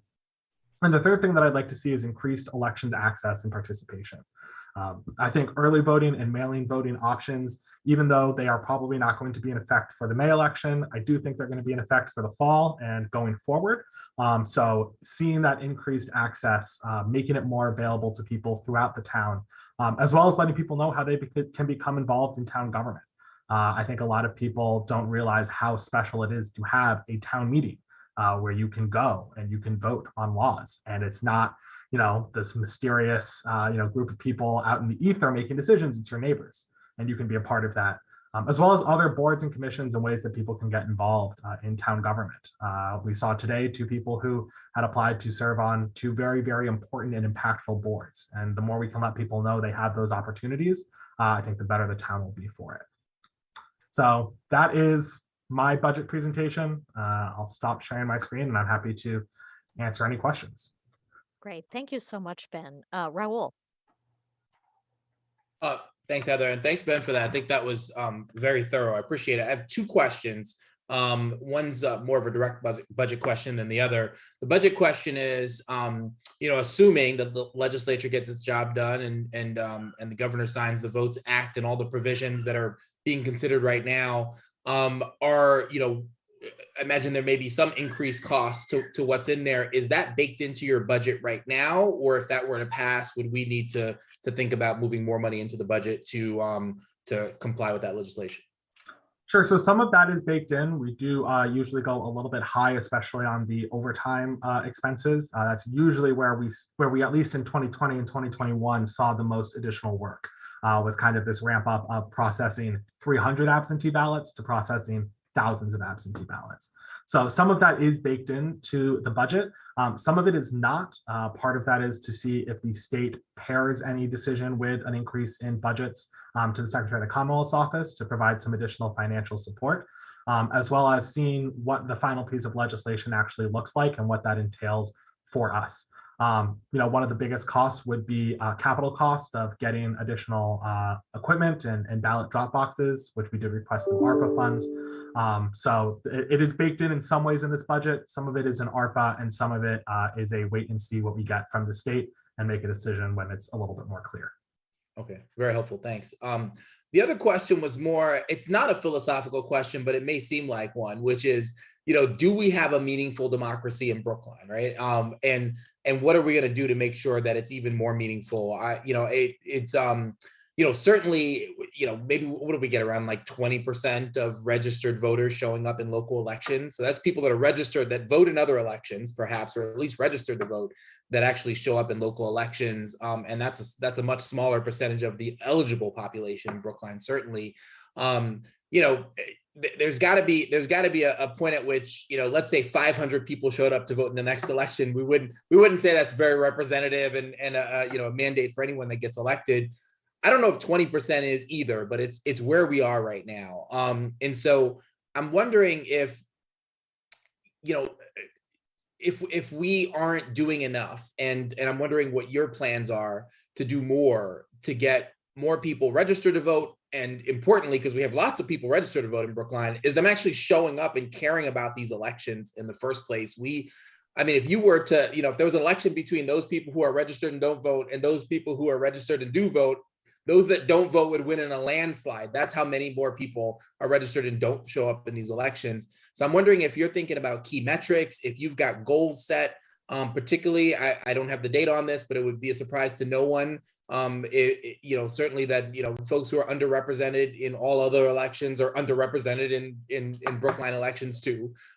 So, if there are any specific metrics or goals relative to underrepresented groups in Brookline, what are we ultimately going to do? And I know you cannot do it alone as a town clerk's office, but to actually get these numbers up, get people caring more, get people more tuned in, and get them voting. Absolutely. So I think one of the biggest determining factors of participation, especially in a local election, is the top of the ticket. People show up for town meeting because their neighbor is voting, but a competitive select board race, a competitive ballot question, or an override, that's really what drives turnout. You actually see that reflected in turnout numbers. There was a few years ago where there were not any competitive races at the top of the ticket at all, and there was a 6% turnout rate, versus the 2020 presidential election had a 75% turnout rate. That top of the ticket really drives a huge amount of it. Part of that is controllable. Part of that is by letting people know they can run for those positions. But a lot of it, we can make opportunities available to people to run for select board. And if they don't want to take advantage of it, we can't force them to do so. So a lot of it is guided by that. The big efforts that my office have already started to undertake is especially around community engagement and accessibility. So we've been going out specifically targeting some of the communities that we know are underrepresented in our voting population. So both going to town hall, to the senior center, to the libraries, these public spaces that are available for everybody, but also doing outreach to Brookline Housing Authority and outreach to the high school to try to get some people who we know are not participating as much as their population is reflected in the town. So we've been doing a lot of that outreach already and have been seeing results, getting new people registered to vote. And then we've also, with the conversations we're having about expanded early voting options, having drop boxes available in more locations, just makes it easier and less of a barrier for people to get out and vote.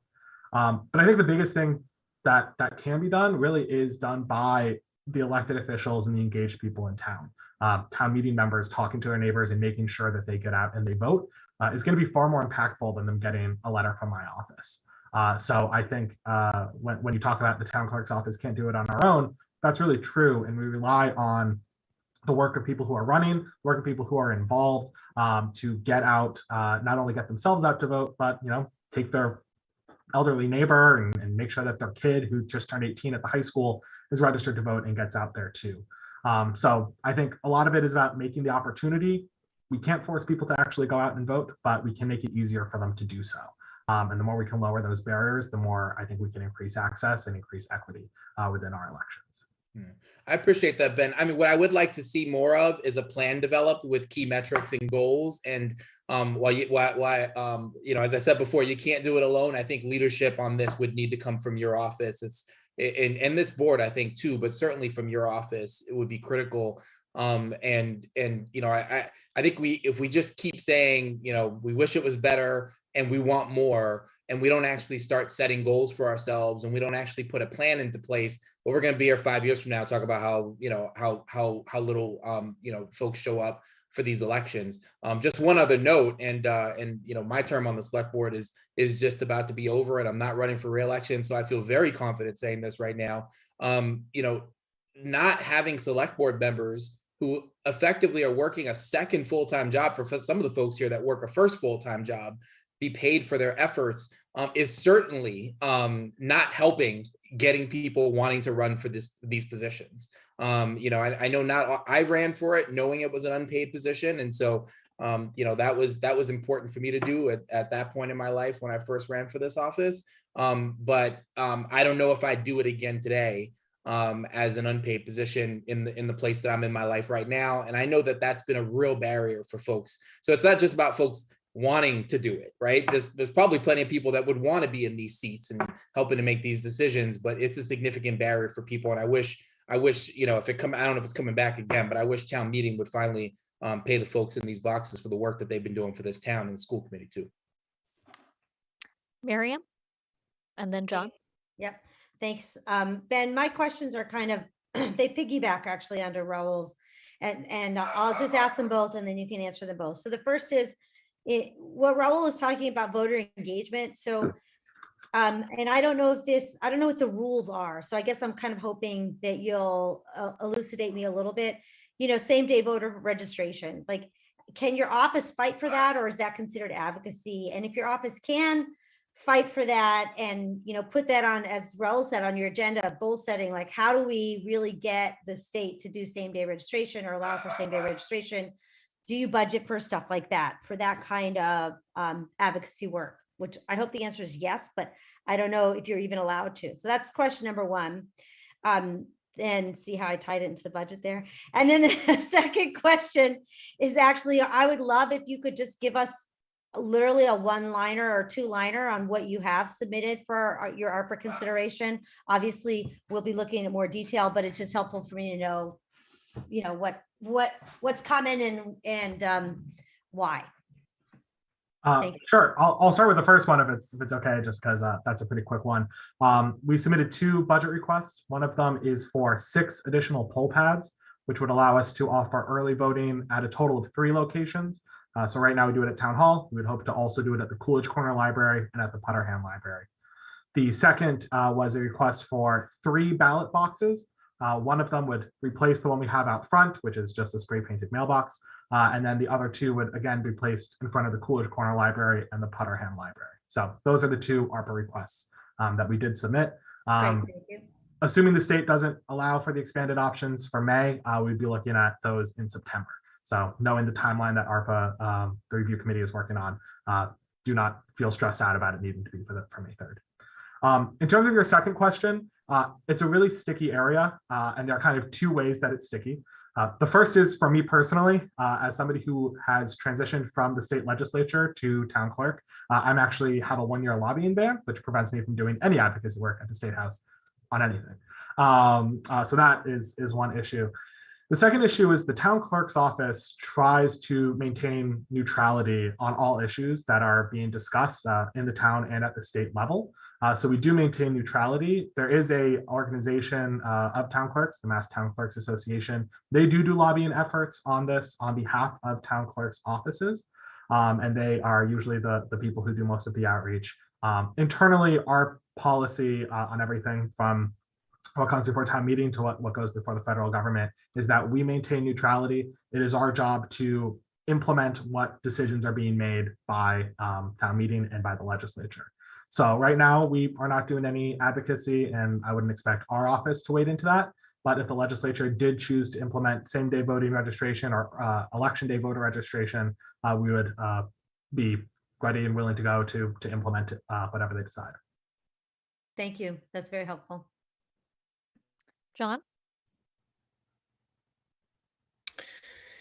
I'm so glad that Ben mentioned neutrality because, as Ben knows, and maybe some other people have experienced this in my case as well. I keep an eye on neutrality. I just feel it's a strongly, it's an important value to be identified with the town clerk's office. And it can be very easily misunderstood in terms of the gray areas of neutrality. And I'm just going to give you one example. We would all like to see every precinct turn out to the maximum, in elections. And the historical fact is some precincts turn out more than others. It has worked out that way. And so it would be easy to look at the precinct map of Brookline and say, well, Ben should concentrate the resources of his office on that precinct over there where they have really low voter turnout. But I don't think under any interpretation of neutrality, he can do that. It would be great if voter, turnout increased to the max in the precincts where it's really low. And I think people who are not in the town clerk's office have every right and even an obligation to do everything they can to get turnout in those precincts to increase. But Ben's office has to treat every precinct the same, and anything that's done for one precinct really, I think, has to be done for all precincts. And that applies.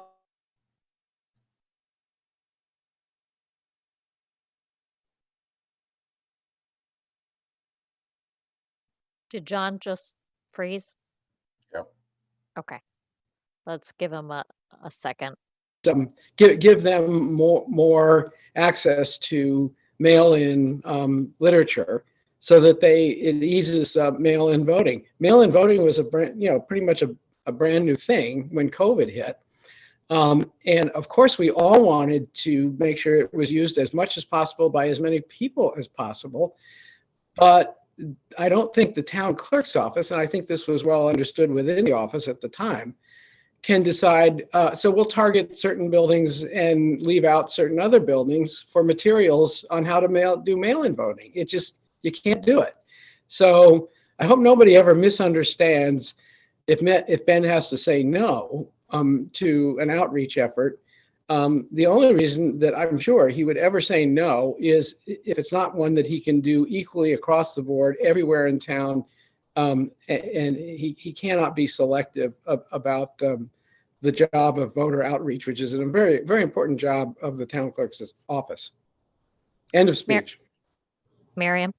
I really think a clarification has to be made here.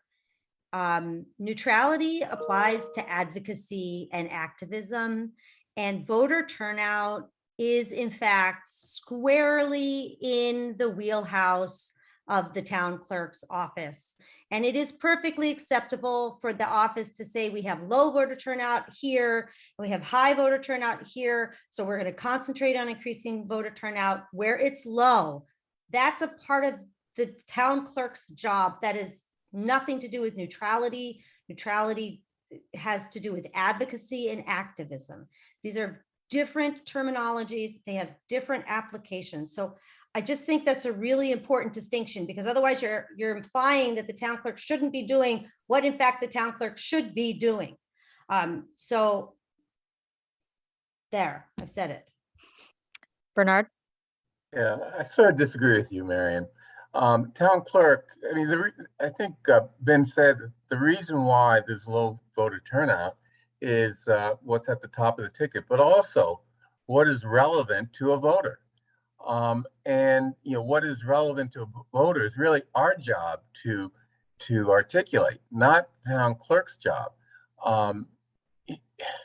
And to get more people in precinct X out to vote, you have to show those people why a local town election is going to impact their lives, is relevant to them.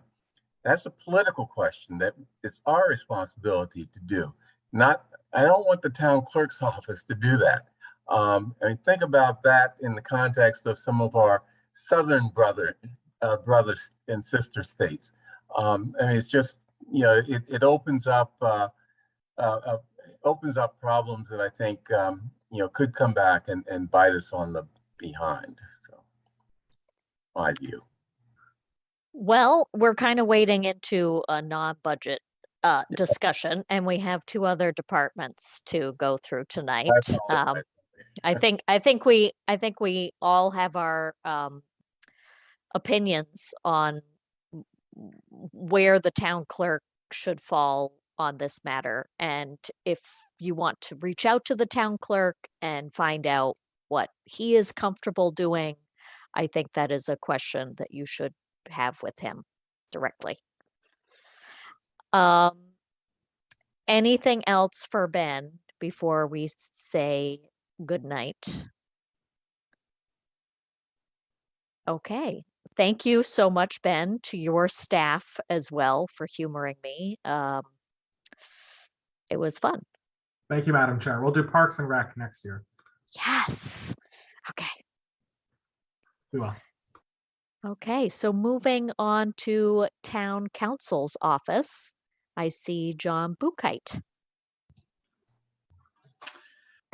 Good evening,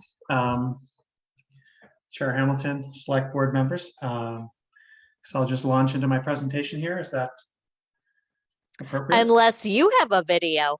I do not have a video, but I think next year when you have the runner-up to the runner-up employee of the month, I think you're going to have several pictures of Ben underneath. Anyways, he's a hard act to follow. Excellent. Right.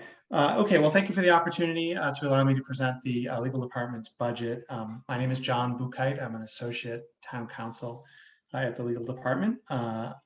I am presenting this because in this fiscal year, the leadership arrangement in the Office of Town Council has been shared between myself and Jonathan Simpson, and this falls within my responsibilities. So the Office of Town Council functions as the town's attorney. We provide legal advice to town officials, its employees, and in town-related matters. See, the office represents the town and its officials in claims and lawsuits in which they are named as parties. I would like to also point out that we act as the kind of insurance claims processing department. We are self-insured and we receive claims weekly, and our staff, particularly our paralegals, are excellent in kind of researching those claims, and you know, that we pay out when we need to. When we don't, we deny it, and sometimes those turn into litigation. In addition, we represent the town in front of administrative hearings and appeals before state and federal agencies, and as well as in state court and the federal trial and appellate court, as well as the state appellate court. We draft, review, and approve contracts, leases, and other municipal legal instruments. We respond to open meeting law and public record law, ethics law questions from staff and boards and commissions on a daily basis, as well as providing daily advice to the officials and administrators of the town in matters concerning education, employment, zoning law, and we also importantly provide advice and support to town meeting members in matters pertaining to town meeting. So turning to the budget, this year's budget is essentially level funded with a slight increase, a $20,000 increase to our general services account. That account is primarily used for outside counsel. It gives us the kind of flexibility to go outside of our office where there is a specialized area of law that you know, perhaps we're not best suited to handle, and also at times where sometimes we have a conflict, and so that's important to us. The budget reflects funding for 7.5 positions. 74% of the budget are the salaries.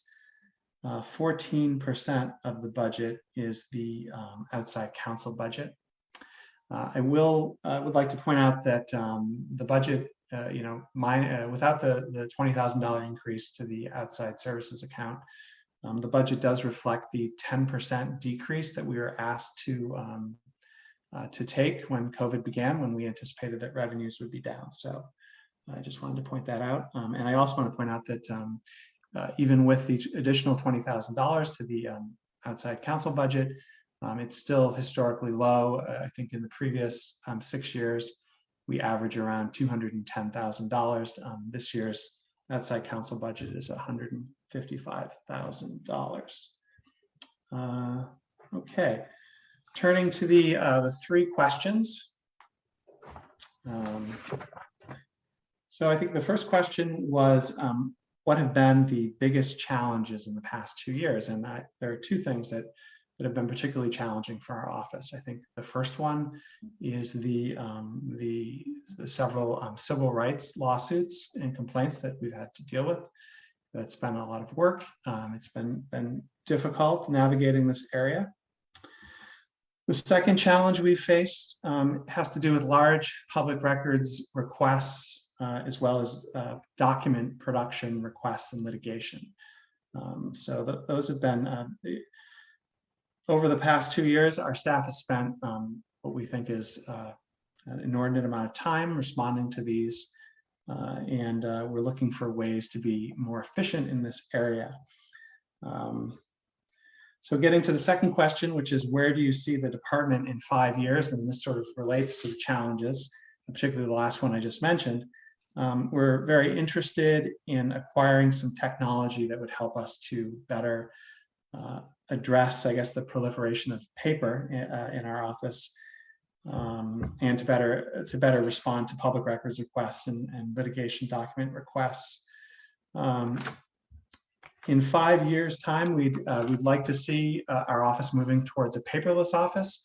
I think one of the big benefits of this would be that it would allow the different employees in the office to more easily access information in other attorneys and paralegals files. Individually, we acquire a lot of knowledge as we work on a case, and it would be great just to be able to easily click in and access, files and memoranda and historical information. This would also be great because, as we live in a world with more and more employee turnover, we can't necessarily rely on the historic knowledge of, we can't anticipate that employees will be here for 20 or 30 years and know how things work. So we think it's very important that the next people that come along, that we build up some kind of a database of the information that we've learned, as we address our cases. So so in 5 years, a more efficient office with better technology. Finally, perhaps adding another attorney to take on some of the schoolwork and potentially save the town some money. So the final question, unlimited budget, and I think I've already sort of hinted at what the answers to this would be. I think first of all, we would like better technology and more software that would allow us to have this bring our office into the 21st century. Another thing, if we had an unlimited budget, and I'm not sure that this position would be within our office, but we'd love to have a dedicated records access officer for the town that would help coordinate public records requests. I have to give Ben a shout out here because he has taken on that role to some extent and is doing a great job. He's been a great asset, but I think to have a dedicated person would be a big help to actually across the town. We would like to increase staff to allow us to better engage the community. We do have 3 community engagement goals, including one that's going to require, I think, more of our time. We're going to dedicate more individual time to training new board and commission members in the ethics law, the conflicts law, and the open meeting law, as is required by General Bylaw 3.21. So having additional staff to to do more outreach, I think would be useful. I think, and we'd like to have a larger budget for more training for our attorneys and our office staff to keep us all sharp. So that's the end of my presentation. I'll take any questions that you may have. Great. Thank you so much, John. Welcome. Any initial questions? Do we currently charge for the public records requests? I know MassDOT had like a nominal fee that we charged. It's all set out in the statute. We can the first 2 hours of work that we put into it has to be free. I think any town with a population of over 25,000, that's a requirement. You have to do it that way. And then thereafter, we can charge for search and segregation time, $25 per hour is the max that we can charge. So. Okay, thank you. Bernard, was that a hand up? Yes, it was. Yes. Not up there still? Nope. Okay, sorry. No worries. Yeah, I have a couple comments. First of all, I think your fiscal year 23 objective number 10 is very, very important. And it's similar to the town clerk's initiative to digitize the stuff in his vault.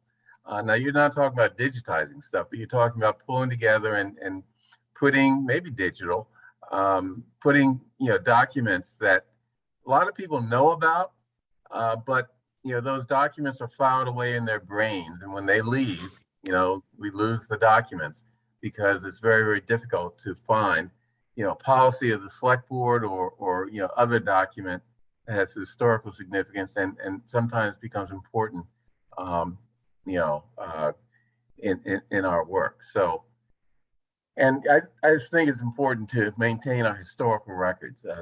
That's something that's intangible sometimes, but still very important. The other thing I want to say is that, not everyone will appreciate this, but the loss of Patty Correa will have a huge negative impact on the town until we develop within town council the knowledge and skills that she possessed, especially in complex civil rights litigation. It's not a question, but it's just a statement that I'm sure, as a matter of fact, when I talked to Mr. Callanan, I'm convinced that he appreciates the importance of filling that hole in town council's office. I mean, you do a lot of litigation, but the type of skill set that Patty had in terms of complex litigation, particularly complex civil rights litigation, where she achieved a lot of victories for us, is something that I think we need to build up. So, my two statements. Yeah, I agree with you, Bernard. There's a big knowledge base there, and we've worked hard. I mean, some of you know Patty has been on intermittent leave. Some of us, she's been very gracious in passing on some of that information to others, working with others in the office. And so, but I agree that there's a void. Any other comments, Raul? Thanks, Heather, and thanks for that, John. Hey, I'm wondering, I actually was thinking about public records requests myself, and I'm aware of the costs associated with them. Whether or not your office has ever thought of, and maybe this board should be thinking of, having a fund for those who want access to public records but don't have the means to be able to afford what, especially when there's, some of these can get pretty costly when it takes more time for our staff to run down the work. Is that something that you're aware that your office has thought of? Is that something that could be done in this budget? We haven't thought of it, but what we do is, we're fairly generous in this regard. We do have to treat everyone equally, but if it's something we can create fairly quickly, usually most times we won't charge. And we do have to, by law, allow 2 hours, but I mean, we try and we understand that the public has a right to know this information, and we want to help facilitate that. But we don't, our budget doesn't have the funds to sort of supplement that. But I think it's an interesting idea that I think townwide could be looked at. Okay, thank you. Any other questions or comments about this budget? It's pretty straightforward, and you pulled it off in under 7 minutes. So I really appreciate that, John. Even including the PowerPoint and without a PowerPoint. I know, it actually made me pay more attention. Well, thank you so much for making yourself available this evening. Sure. Have a good night. Thanks for having me. And finally, our Parks and Rec Director, Lee Jackson. Well, hello, Chairman Hamilton and the Select Board. I am excited to be with you tonight. I am to present our budget, and I did just hear the comment around, and not having the PowerPoint. So I do have a PowerPoint, but I got most excited, honestly, that about the 3 questions. So I ask you for your advice. I did put together a full update to you on the budget, which is sounds like to be more complicated perhaps than legals, and submitted that PDF to Devin to share with you. And that would take me roughly 20 minutes to go through. So I imagine you don't want me to do that. I wondered, do you want me to start with the questions and stick to 7 or 8 minutes? Because that's how much time I have. I'm excited to present to you and answer your questions. So, I mean, I think everybody knows what my answer to this would be, but I want to open it up to other select board members about what their preference would be. I'm going to abstain because I'm going to get the full 20 minutes actually in like an hour. I'm going to get the whole thing. Yeah, you're going to get the whole thing. And I can't wait. Long version, shortened version. John, what do you think? At risk of my popularity on the board, I think we should do the long version. Lee did a lot of work on it, and I think there's people watching at home who might learn a lot from it. So, okay, yeah. I do have, just for the record, I do have the advisory, small advisory, the public hearing, and the large advisory coming up that will also be public. So, just as a note, it's a very similar presentation. Long version, though? I mean, we do love our recreation department. I can just get started and you can kind of give me the cues. Okay, let's do it. Let's do it. Okay, PowerPoint or no PowerPoint? PowerPoint. Yeah. Yeah. If you have one, use it. I do. All right. Here I go. I was not knocking PowerPoints. I was just impressed that He did a budget without a PowerPoint. Okay, so I did come on at the end of that, so I didn't know. So thank you. All right, well, Brookline Recreation is here to present to you our budget. My name is Lee Jackson. I'm the director here, and it's a pleasure to be with you this evening. Thank you for giving me some time. I did plan a quick agenda here. I did receive 3 questions from the select board. As I told you, I have 7 to 8 minutes to respond to those that I'm most excited about. And I do have in the presentation our FY22 accomplishments and our visions for 23, as well as changes to our general fund, changes to the revolving fund, and changes to the enterprise fund. And I've submitted that in PDF form so you could study it more closely at a later date.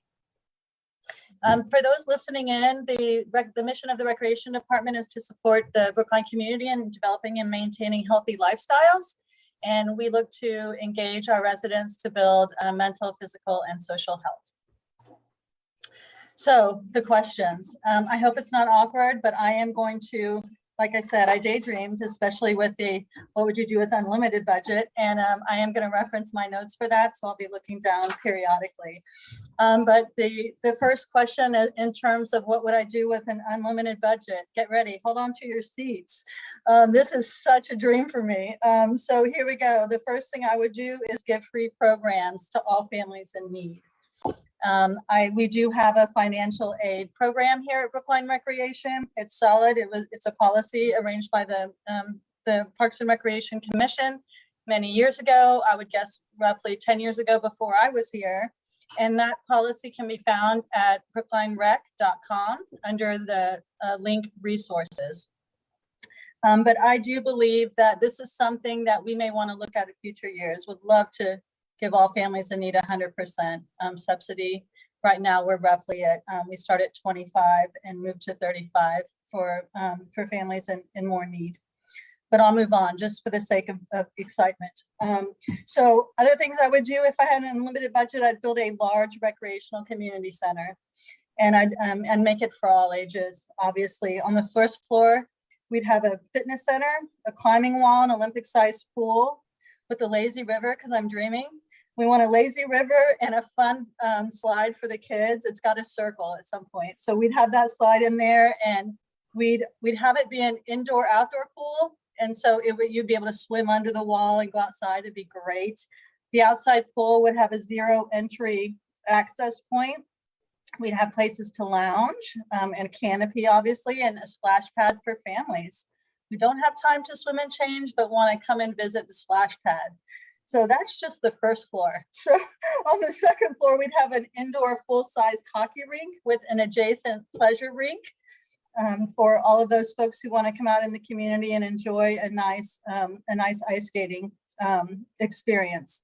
On the third floor, you with me? We're going up. At least 4 full-size basketball courts.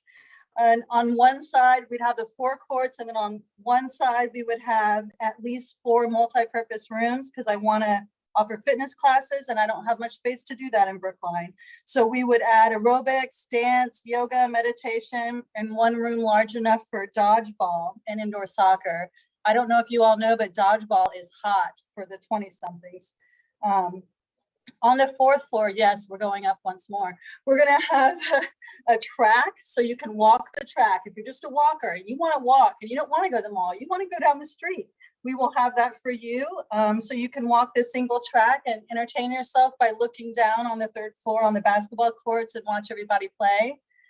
So that is my idea for the first floor. But going back to the 1st and 2nd floor, where the fitness center, climbing wall, and Olympic-sized pool is, I do imagine we would need rec office space there. We would need rec office space, a large conference room for staff meetings, and we'd have at least 4 additional rooms for more instructional classes. So classes that you would want to sit down and learn from: healthy eating, perhaps fitness, meditation, mindfulness, or other instructional classes around safety or health that's meant for the community wellness. So perhaps there's a conference room to host town office meetings or town organizations, nonprofit meetings in that facility as well. And so outside, we're almost done. Outside, are you with me? Outside, we would have, I don't know, 10 acres. We'd have huge 4 athletic fields, because we don't have enough of those in Brookline either. And they would be lit We would also have 8 pickleball courts, because as you all know, I think I told you before, pickleball is very hot in Brookline and it is growing so quickly, I can barely keep up. We had 6,000 pickleball players this year. And that is a big number for us. So it is growing. Next year, we hope to have, our budget is for 7,500 pickleball players. We also have a growing sport called paddle. I don't know if you know about it, but it is a racket sport. It's an enclosed court. It's roughly 25% smaller than a tennis court. Scores like tennis, but balls are slightly lighter. So anyway, that is just the recreational community center in my dream if I had an unlimited budget. I have a couple more ideas. If I had an unlimited budget, I'd want to develop and initiate our remote rec idea. So ever since I came here, I realized that we're asking people to come to us constantly for rec programs. And I think that's the wrong perspective. I think we need to take our recreation to the people. So I've had this idea. It does happen in other markets that I'm aware of. And it's essentially you buy a van, you throw all your recreational supplies in the van, you go to the local park so people could walk and enjoy, meet you. We have a rec leader there and we put on recreational activities for free in all the local parks. So that's the remote rec idea, and I would definitely initiate that. I keep going. I would purchase a water concession on the Charles River because I think it'd be wonderful to have water recreation in Brookline. And so similar to the Charles River, I think it's the Charles River Association, they have a permit to host in a paddleboard, canoe, kayaking, yoga on the boards. I could initiate that if I had the permit to do so.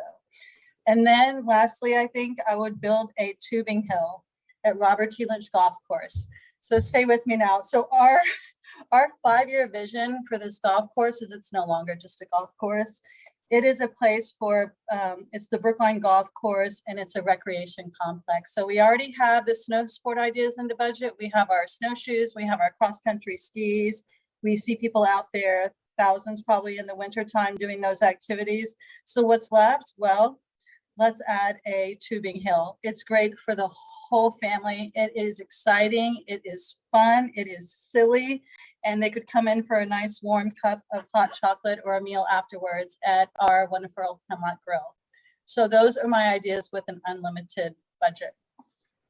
I guess I can't wait for comments because I have 7 minutes.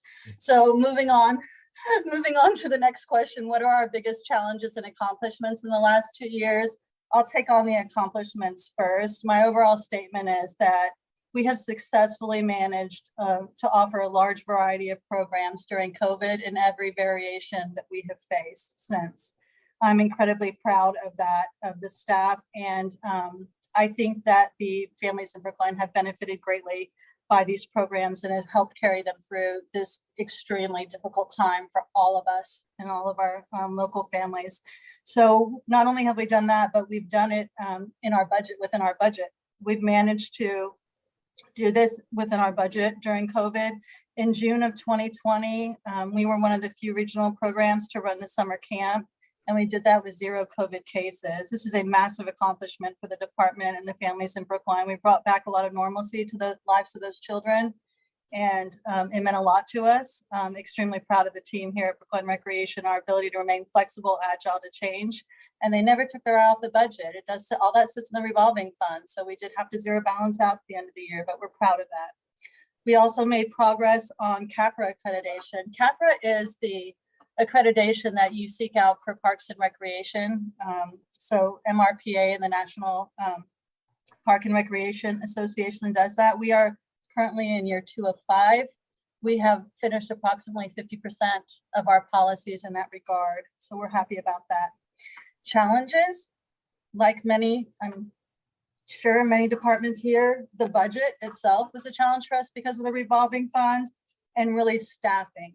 So just a couple pieces on that. Budget and staffing have been our biggest problems the last couple of years. We've not really fully recovered since our pre-pandemic, our balance for budget, nor have we recovered our staff. So as you all know, we had some budget implications when we closed all of our facilities during that time, and we had $1 million in retained earnings that were spent on just closing out the year. That took all of our retained earnings, which we typically use for our capital projects in recreation, because they're not funded generally in the general fund. And so we need to really restore that to have a place of comfort in case something like this were to ever happen again. Staffing has been difficult. In general, we're just not back to we don't have the same staff level that we did before. We did have to furlough, then let go of many of our staff, and we're just now getting that back. And also just the stress, I think staff morale, I believe the select board has heard about that staff morale has been tough these last 2 years. So I would say that's our biggest challenges. We now have a challenge of the ice rink. I'll just mention it off the cuff for this year. We have had ice rink issues, and we are currently working through that with the Park and Recreation Commission.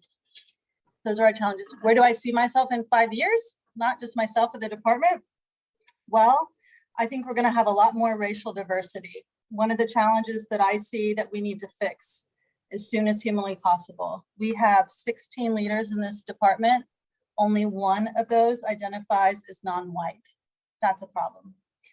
We need to fix that. I also see us being CAPRA accredited, as I said, from the National Park and Recreation Association. I see us fully recovered to our pre-pandemic retained earnings balance. And I have asked for ARP funding for 2 of our full-time staff to be restored. The 2 full-time staff that I've asked for are the fitness and wellness rec leader and the teen programs rec leader. We would be much better serving our community. The teen, especially the teen programs, 13 to 17-year-olds, we're just not serving as well right now as we need to be. So I'd see those positions restored, and I see 3 new positions. 1, a full-time engagement coordinator. To fulfill we have our community engagement initiatives that we're trying to manage, being short-staffed and terribly thin. We have that person would take on that community engagement initiative with me, obviously, in the support of other leaders in the department. They'd act as our marketing coordinator for recreation, and they'd act as a record keeper and admin for the Park and Rec subcommittee work. We have a new pool supervisor of operations. We do need probably another position over at the pool. Back in pre-pandemic times, 83,000 visitors a year. And we have 3 staff. So to manage all those teams at the hours we have open, extremely difficult. Open Monday through Friday, every day of the week, as you can imagine. So I do see a new position coming there. And then I'd also advocate and see that we would have a new leadership team member that works under me as the deputy director to assist the assistant director and myself in managing the department workload. That is my answer to your questions. So with that, I think it's been 7 or 8 minutes. I don't know if we're satisfied there for the evening and you'd like to read the rest of the general budget updates and changes. Well, I just want to congratulate you on thinking big and really embracing this exercise. I love the visioning exercise of the building, and you just never know like who's listening and who has control over, other sites. So I just hope that by us talking aloud about some of these things, you never know what could happen. I want to just pause and take some comments from my select board members, and then I'm not opposed to hearing more. Bernard? Hi. I really like your recreational community center idea. But that's really pie in the sky. I mean, it's going to be a long time unless, here's an idea. So when I lived in Nashville, there was a place called the Sportsplex. It was a huge recreational complex, Olympic-sized pool, hockey rinks, you name it, they had it. Now, how could that poor low-tax state and town or city in Tennessee afford such a thing? Well, Nashville is not really that poor, but what they did is a public-private partnership with Hospital Corporation of America, the Frist family, to create this town-owned or city-owned recreation center. I wonder if we could start thinking about something like that. And we don't have a Frist family, and Hospital Corporation of America. We have a few sports teams who have owners in this town, maybe that's something as a long-term idea we can begin thinking about. Thank you. I think it's an excellent idea. I would say that the Park and Recreation Commission has dabbled in that thinking process already.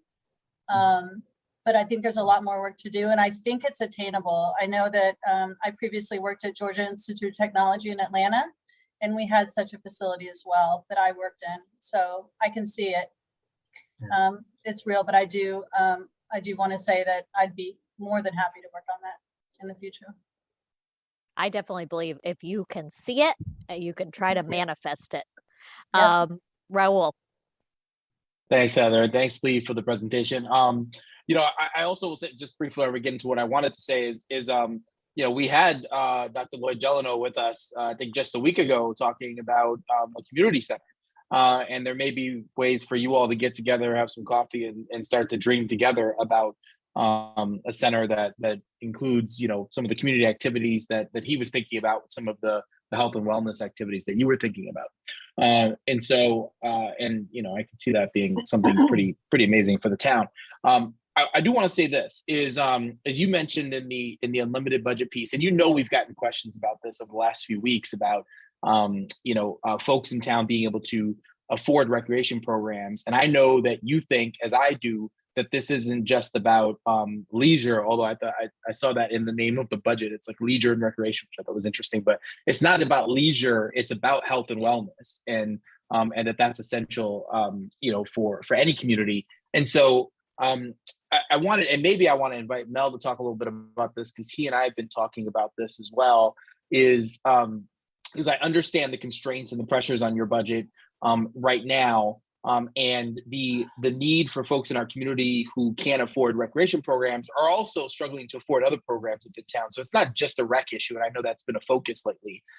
So maybe it's more Mel. Do you want to sort of like weigh in a little bit here and what you're thinking about how to address this issue? Sure. Well, as we've been having this discussion really as when the pandemic began, when people were starting to feel financial stress, and we've been talking about this in a number of areas: recreation, other programs and fees of the town. And I think our goal, and as you pointed out, there are some requests in the ARPA. I think we want to look to see if we can consolidate those and look at it a little bit more broadly as maybe a town policy, and have some of the more consolidated resources to support that. So we're looking at that through the ARP application process. Yeah, and I think that's a smart approach, honestly. I mean, there are the folks in our community who have that demonstrated financial need. I mean, free and reduced lunch to the schools is a good way to look at that for kids and families. Of course, there are folks that participate in recreation programs that also don't have kids, right? So there may be other ways that we should be thinking about that too. But there are needs that are in recreation and also beyond recreation. And so I appreciate the sort of holistic approach to looking at this and working to generate a fund that helps cover the costs. And the more that we can do this, the more that we can incorporate an elegant design to this, so people don't have to fill out all these applications, do all these things every time they need a little bit of support, I think also draws people away that we want to bring in. And so I appreciate, Lee, you've been engaging with us on this. And I know Deborah Brown is very interested in this issue and has been engaging with the board on this too. So, I'm hopeful that we can find a way forward. Thank you, me too. Yeah. John? Thank you. Lee, I'm so glad that I lobbied on your behalf for that PowerPoint presentation. To think what we would have missed. So thank you for the energy and the imagination that you bring to your position and to the department.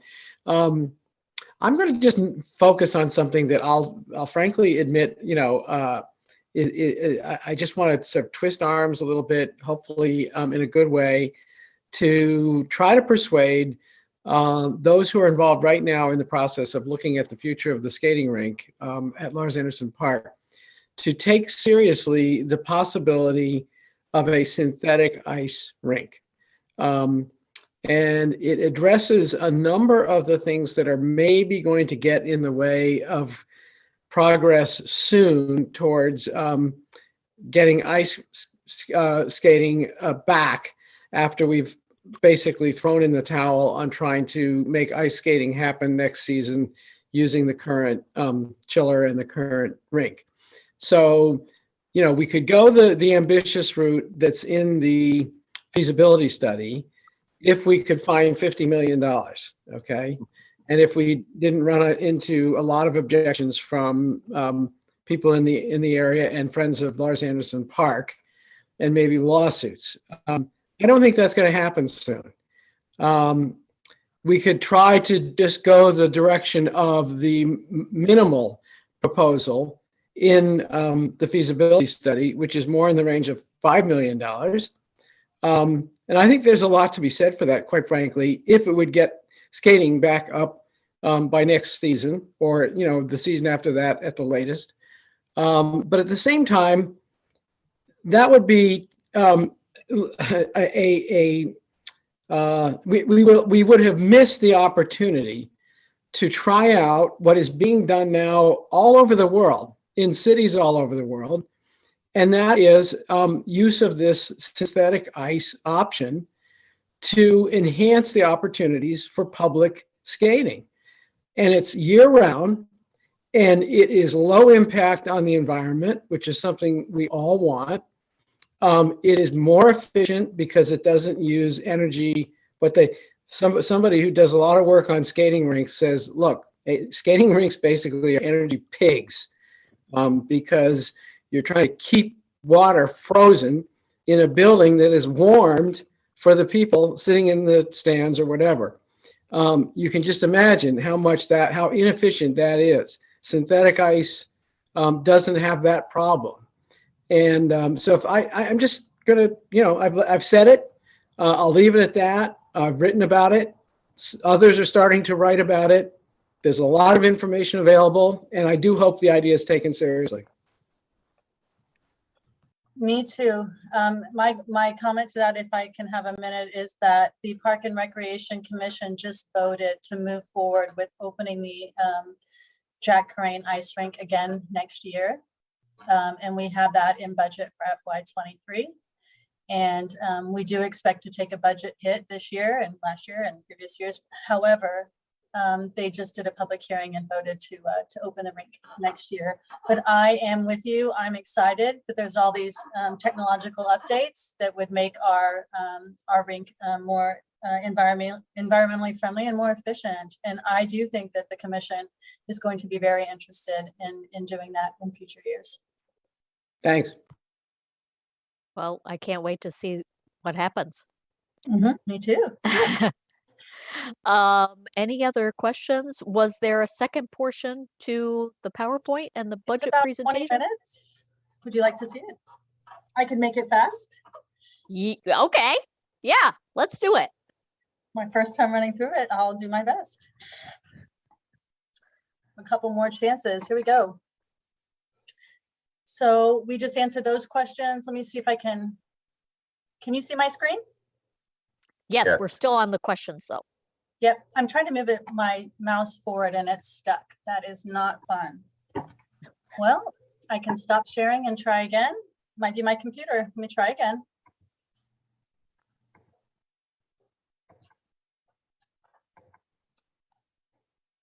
There we go. Yeah, it's not moving. Oh, that is just a shame.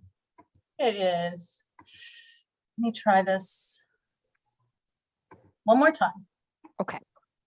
Must be sticky or something with my internet. I could just tell you. Let me just tell you. Okay. I'll tell you the changes because it must be something sticky with the internet. Okay, so out of our, we had some accomplishments in FY22. I did send you the printed version. I hope you have it. We have FY22 accomplishments and then general fund, revolving fund, and enterprise fund changes. So in general, I'll just give you the department accomplishments. We worked tirelessly to stay in operation while maintaining our daily duties. We're proud that the team at Brookline Recreation has stepped up to take on more when necessary and called to do so. Not only did we reach our goals for the department that were sent forward to you all in last year's budget, but we also worked through the initial ice rink feasibility study. The pool filter project, we got specs and that RFP out. We completed a landscape master plan RFP. We completed a clubhouse master plan RFP. We completed a sports RFP and the food and beverage RFP for the golf course, all in a relatively short time frame. It's monumentous of this department taking all that on as well. And we did it while we were being short-staffed and all the COVID protocols changing, et cetera. So really proud of that. But I'll move forward to the general fund changes. Bear with me here. So FY23, we do have, well, let me tell you our goals. We have some quick goals for you. I'll just give you the general fund goals, although we do have goals for every budget. So the general fund budget goals are to continue with the CAPRA accreditation project. We are going to be in year 3 of a 5-year project. We have an initiative to get back to the general fund pre-COVID pandemic funding level, and I hope that gets voted in the upcoming town meeting. We are implementing our recreation department's community engagement goals in FY23, and we're implementing our recreation equity goals as well in FY23. And we hope to add a new engagement coordinator position in our revolving fund if we are able to get the cash receipts necessary to do so. So the general fund update budget changes from FY22 in our general fund. We've added the therapeutic recreation specialist back into the general fund, and that was level funded. We've added the aquatic supervisor back into the general fund. That was made in the cut back in, I believe it was FY20, FY21.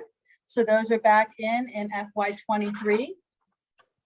In terms of our revolving fund, I want to let you know those changes. In the revolving fund, the changes from FY22 is we've increased full-time staff salaries at Sewell. I thought this was really important. Our teachers at Sewell deserve some recognition and deserve a raise, and we were able to do that. That's an increase of $65,000 in the revolving fund. We've also increased part-time staff salaries at the Aquatic Center. We've had a terribly difficult time getting part-time lifeguards. So we have increased part-time staff salaries there for a tune of $50,000. We've increased part-time staff salaries at the summer camp program. Again, it's just an essential program that we operate. So we've increased salaries there. We've increased the transfer to the Parks Department due to a permit fee increase. So that is $48,000, and the Parks is, it was 80,000 or so, but the Parks Department is going to receive $48,000 of that in the FY23 budget. And then we've increased recreational services for new programming in the community room at Tappan. As you all know, with the high school expansion project, we did get an added community room, which we're really grateful for. So we've added $50,000 of funding in the revolving fund to hire vendors to run programmings, chess wizards, and some other babysitting, blast babysitting classes, etc. So those are the changes to revolving. We did have a decrease of intergovernmental for $85,000 in the revolving fund as well. And that decrease is just staffing benefits. So the enterprise fund is much more confusing. So if you did get that PDF printout, you may want to be able to stare at it. And I'm sorry, I can't share my screen right now. But we do have pretty major changes in our enterprise fund. So I'll work through those quickly for you. The overall change to the enterprise fund, which is our golf course, has increased as an increase in $570,967, which is significant. So I'll run through the main categories for you. And of course, I'll give Ms. Ashkenazi the detailed update when I do see her here fairly soon, I think next week. So the big changes are in technical services. We did decrease that by $20,000. It's because our professional technical service is the golf handicapped, the business model changed. And so we were able to decrease that $20,000. The golf shop revenue also decreased, and that's because we're not hosting the US Open merchandise in FY23, the US Open Championship merchandise. The capital did increase by $425,000, and that is due to the golf course improvement project increased by $350,000 to reflect the clubhouse master plan phase 1.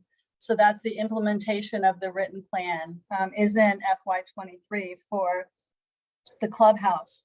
We also have a lease purchase agreement. It increased by $75,000 to allow for the purchase of a piece of equipment for the operations. And that's essentially to offset some of the staffing shortages and also maximize our efforts with this equipment. It's an incredible piece of equipment that I'll tell Miriam all about. I'm going to skip it for now and move on. More enterprise changes and since FY22 is that we have a retained earnings transfer in, and that increased by $425,000, and that's to fund. Oh, I printed this twice. I've already talked about that. The construction project for the clubhouse phase 1, and to fund the purchase of a piece of equipment for the property maintenance. The services increased by $82,000, and that's with other equipment and leases. We do have a potential new golf cart lease with GPS technology, and that's $32,000. So that's in FY23. We also have landscaping services. We add a fairway top dressing program, and that's $35,000 for us to add that top dressing program. And that's just going to increase the aesthetics and playability at our golf course. We also added services. Part of the service increase is $38,000 for the general consult services for the clubhouse master plan. That's in FY23. And then our supplies decreased by $12,000. I believe that is it. Let me check one more slide.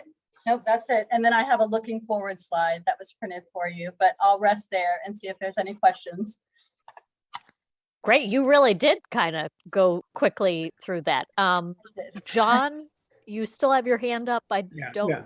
Yeah. Is that on purpose? Yes. Okay. John first and then Miriam. So Lee, you caught me by surprise when you said that there is going to be skating next season. Yes. And so does that mean that we're going to get one more year of life out of the rink and out of the chiller? They are going to try to get at least one more year of life for the chillers. Okay, good luck. I thought people had kind of thrown in the towel on that chiller. Yes. Okay. Well, it was a difficult, I think a difficult conversation. I'll look forward to, I hope that will be a successful salvage effort for at least another season anyway. We're going to try our hardest. Great. Thanks. Thank you. Miriam? Thank you. I won't take up too much of your time because I think it's Friday. I think we're meeting Friday. Oh, is it? Okay. So it's just the same question that I asked from Ben, which is, top line ARPA requests. Just give us the one-liners. Oh, yeah. So I asked for the 2 positions to be restored to the recreation budget that were cut back in 2019 due to all the department cuts across the board. And that was for health and fitness, rec leader for health and fitness, and a rec leader for the team programs. The other item that I've asked for in ARPA is I collaborated with Lloyd Gelano and the senior center with Ruth Ann, and we've asked for 2 electric buses to be funded for us to share so we can go get the people who want to go to our free events and programs. All of our community events are free and we think they belong to everybody. And so we don't want transportation to be a limitation to get involved and get active and outside with us. So we have asked for those electric buses together. Great, thank you. That's it. Excellent. Any other questions for Lee? I just want to give you a special shout out for the role that you played in, the COVID emergency response team. We really, really are in your debt. Thank you very much. It was my pleasure, honestly. I have experience in risk management and emergency management, and it was just an honor to be able to use that, and it's a passion of mine. So thank you. Miriam, is your hand still up or okay? Any other questions or comments? Well, thank you so much for that presentation. You're welcome, and thank you for asking the questions. It was a lot of fun. And I wish you a beautiful evening, and we'll see you soon, Miriam. Excellent. Thank you. So our last agenda item for tonight are appointments for a board, the Walnut Hill Cemetery Trustees. We are postponing the appointment to the of the Advisory Council on Public Health because we just had an interview this evening. So I want to, be able to kind of take a week to refresh my own memory. We've had so many great candidates for that. So tonight, we're going to be first thanking Robert Cook for serving on the Walnut Hill Cemetery Trustee. He is deciding to step down, which has created a new vacancy on this committee. He was on there for about 10 years. So thank you, Robert. So I will read off the names and the year that their term would be expiring. I'll look to see if there's any discussion before I move to take the vote. How does that sound? Okay, excellent. So the names for appointment and reappointment to the Walnut Hills Cemetery Trustees: Gerald Hayes for a term expiring in 2023, Randolph Micklejohn for a term expiring in 2023, Peggy McGuire for a term expiring in 2024, Jocelyn Ham Murphy for a term expiring in 2024, and Lisa Faber for a term expiring in 2025. Any discussion before I call the roll? Okay, all those in favor, Bernard, Aye. Raul, Aye. John, Aye. Miriam, Aye. and the chair votes aye. I believe that concludes our business for this evening. And poor Excellent. Devin is still stuck in the AC meeting.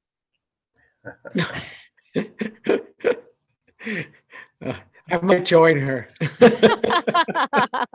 Or save her. Yeah, right. Okay. Yeah, I'll tell her that there's been an emergency and she has to report back to the select board. We should come up with a code word. Yeah. Okay. Okay. Well, have See a good ya. evening. Aye.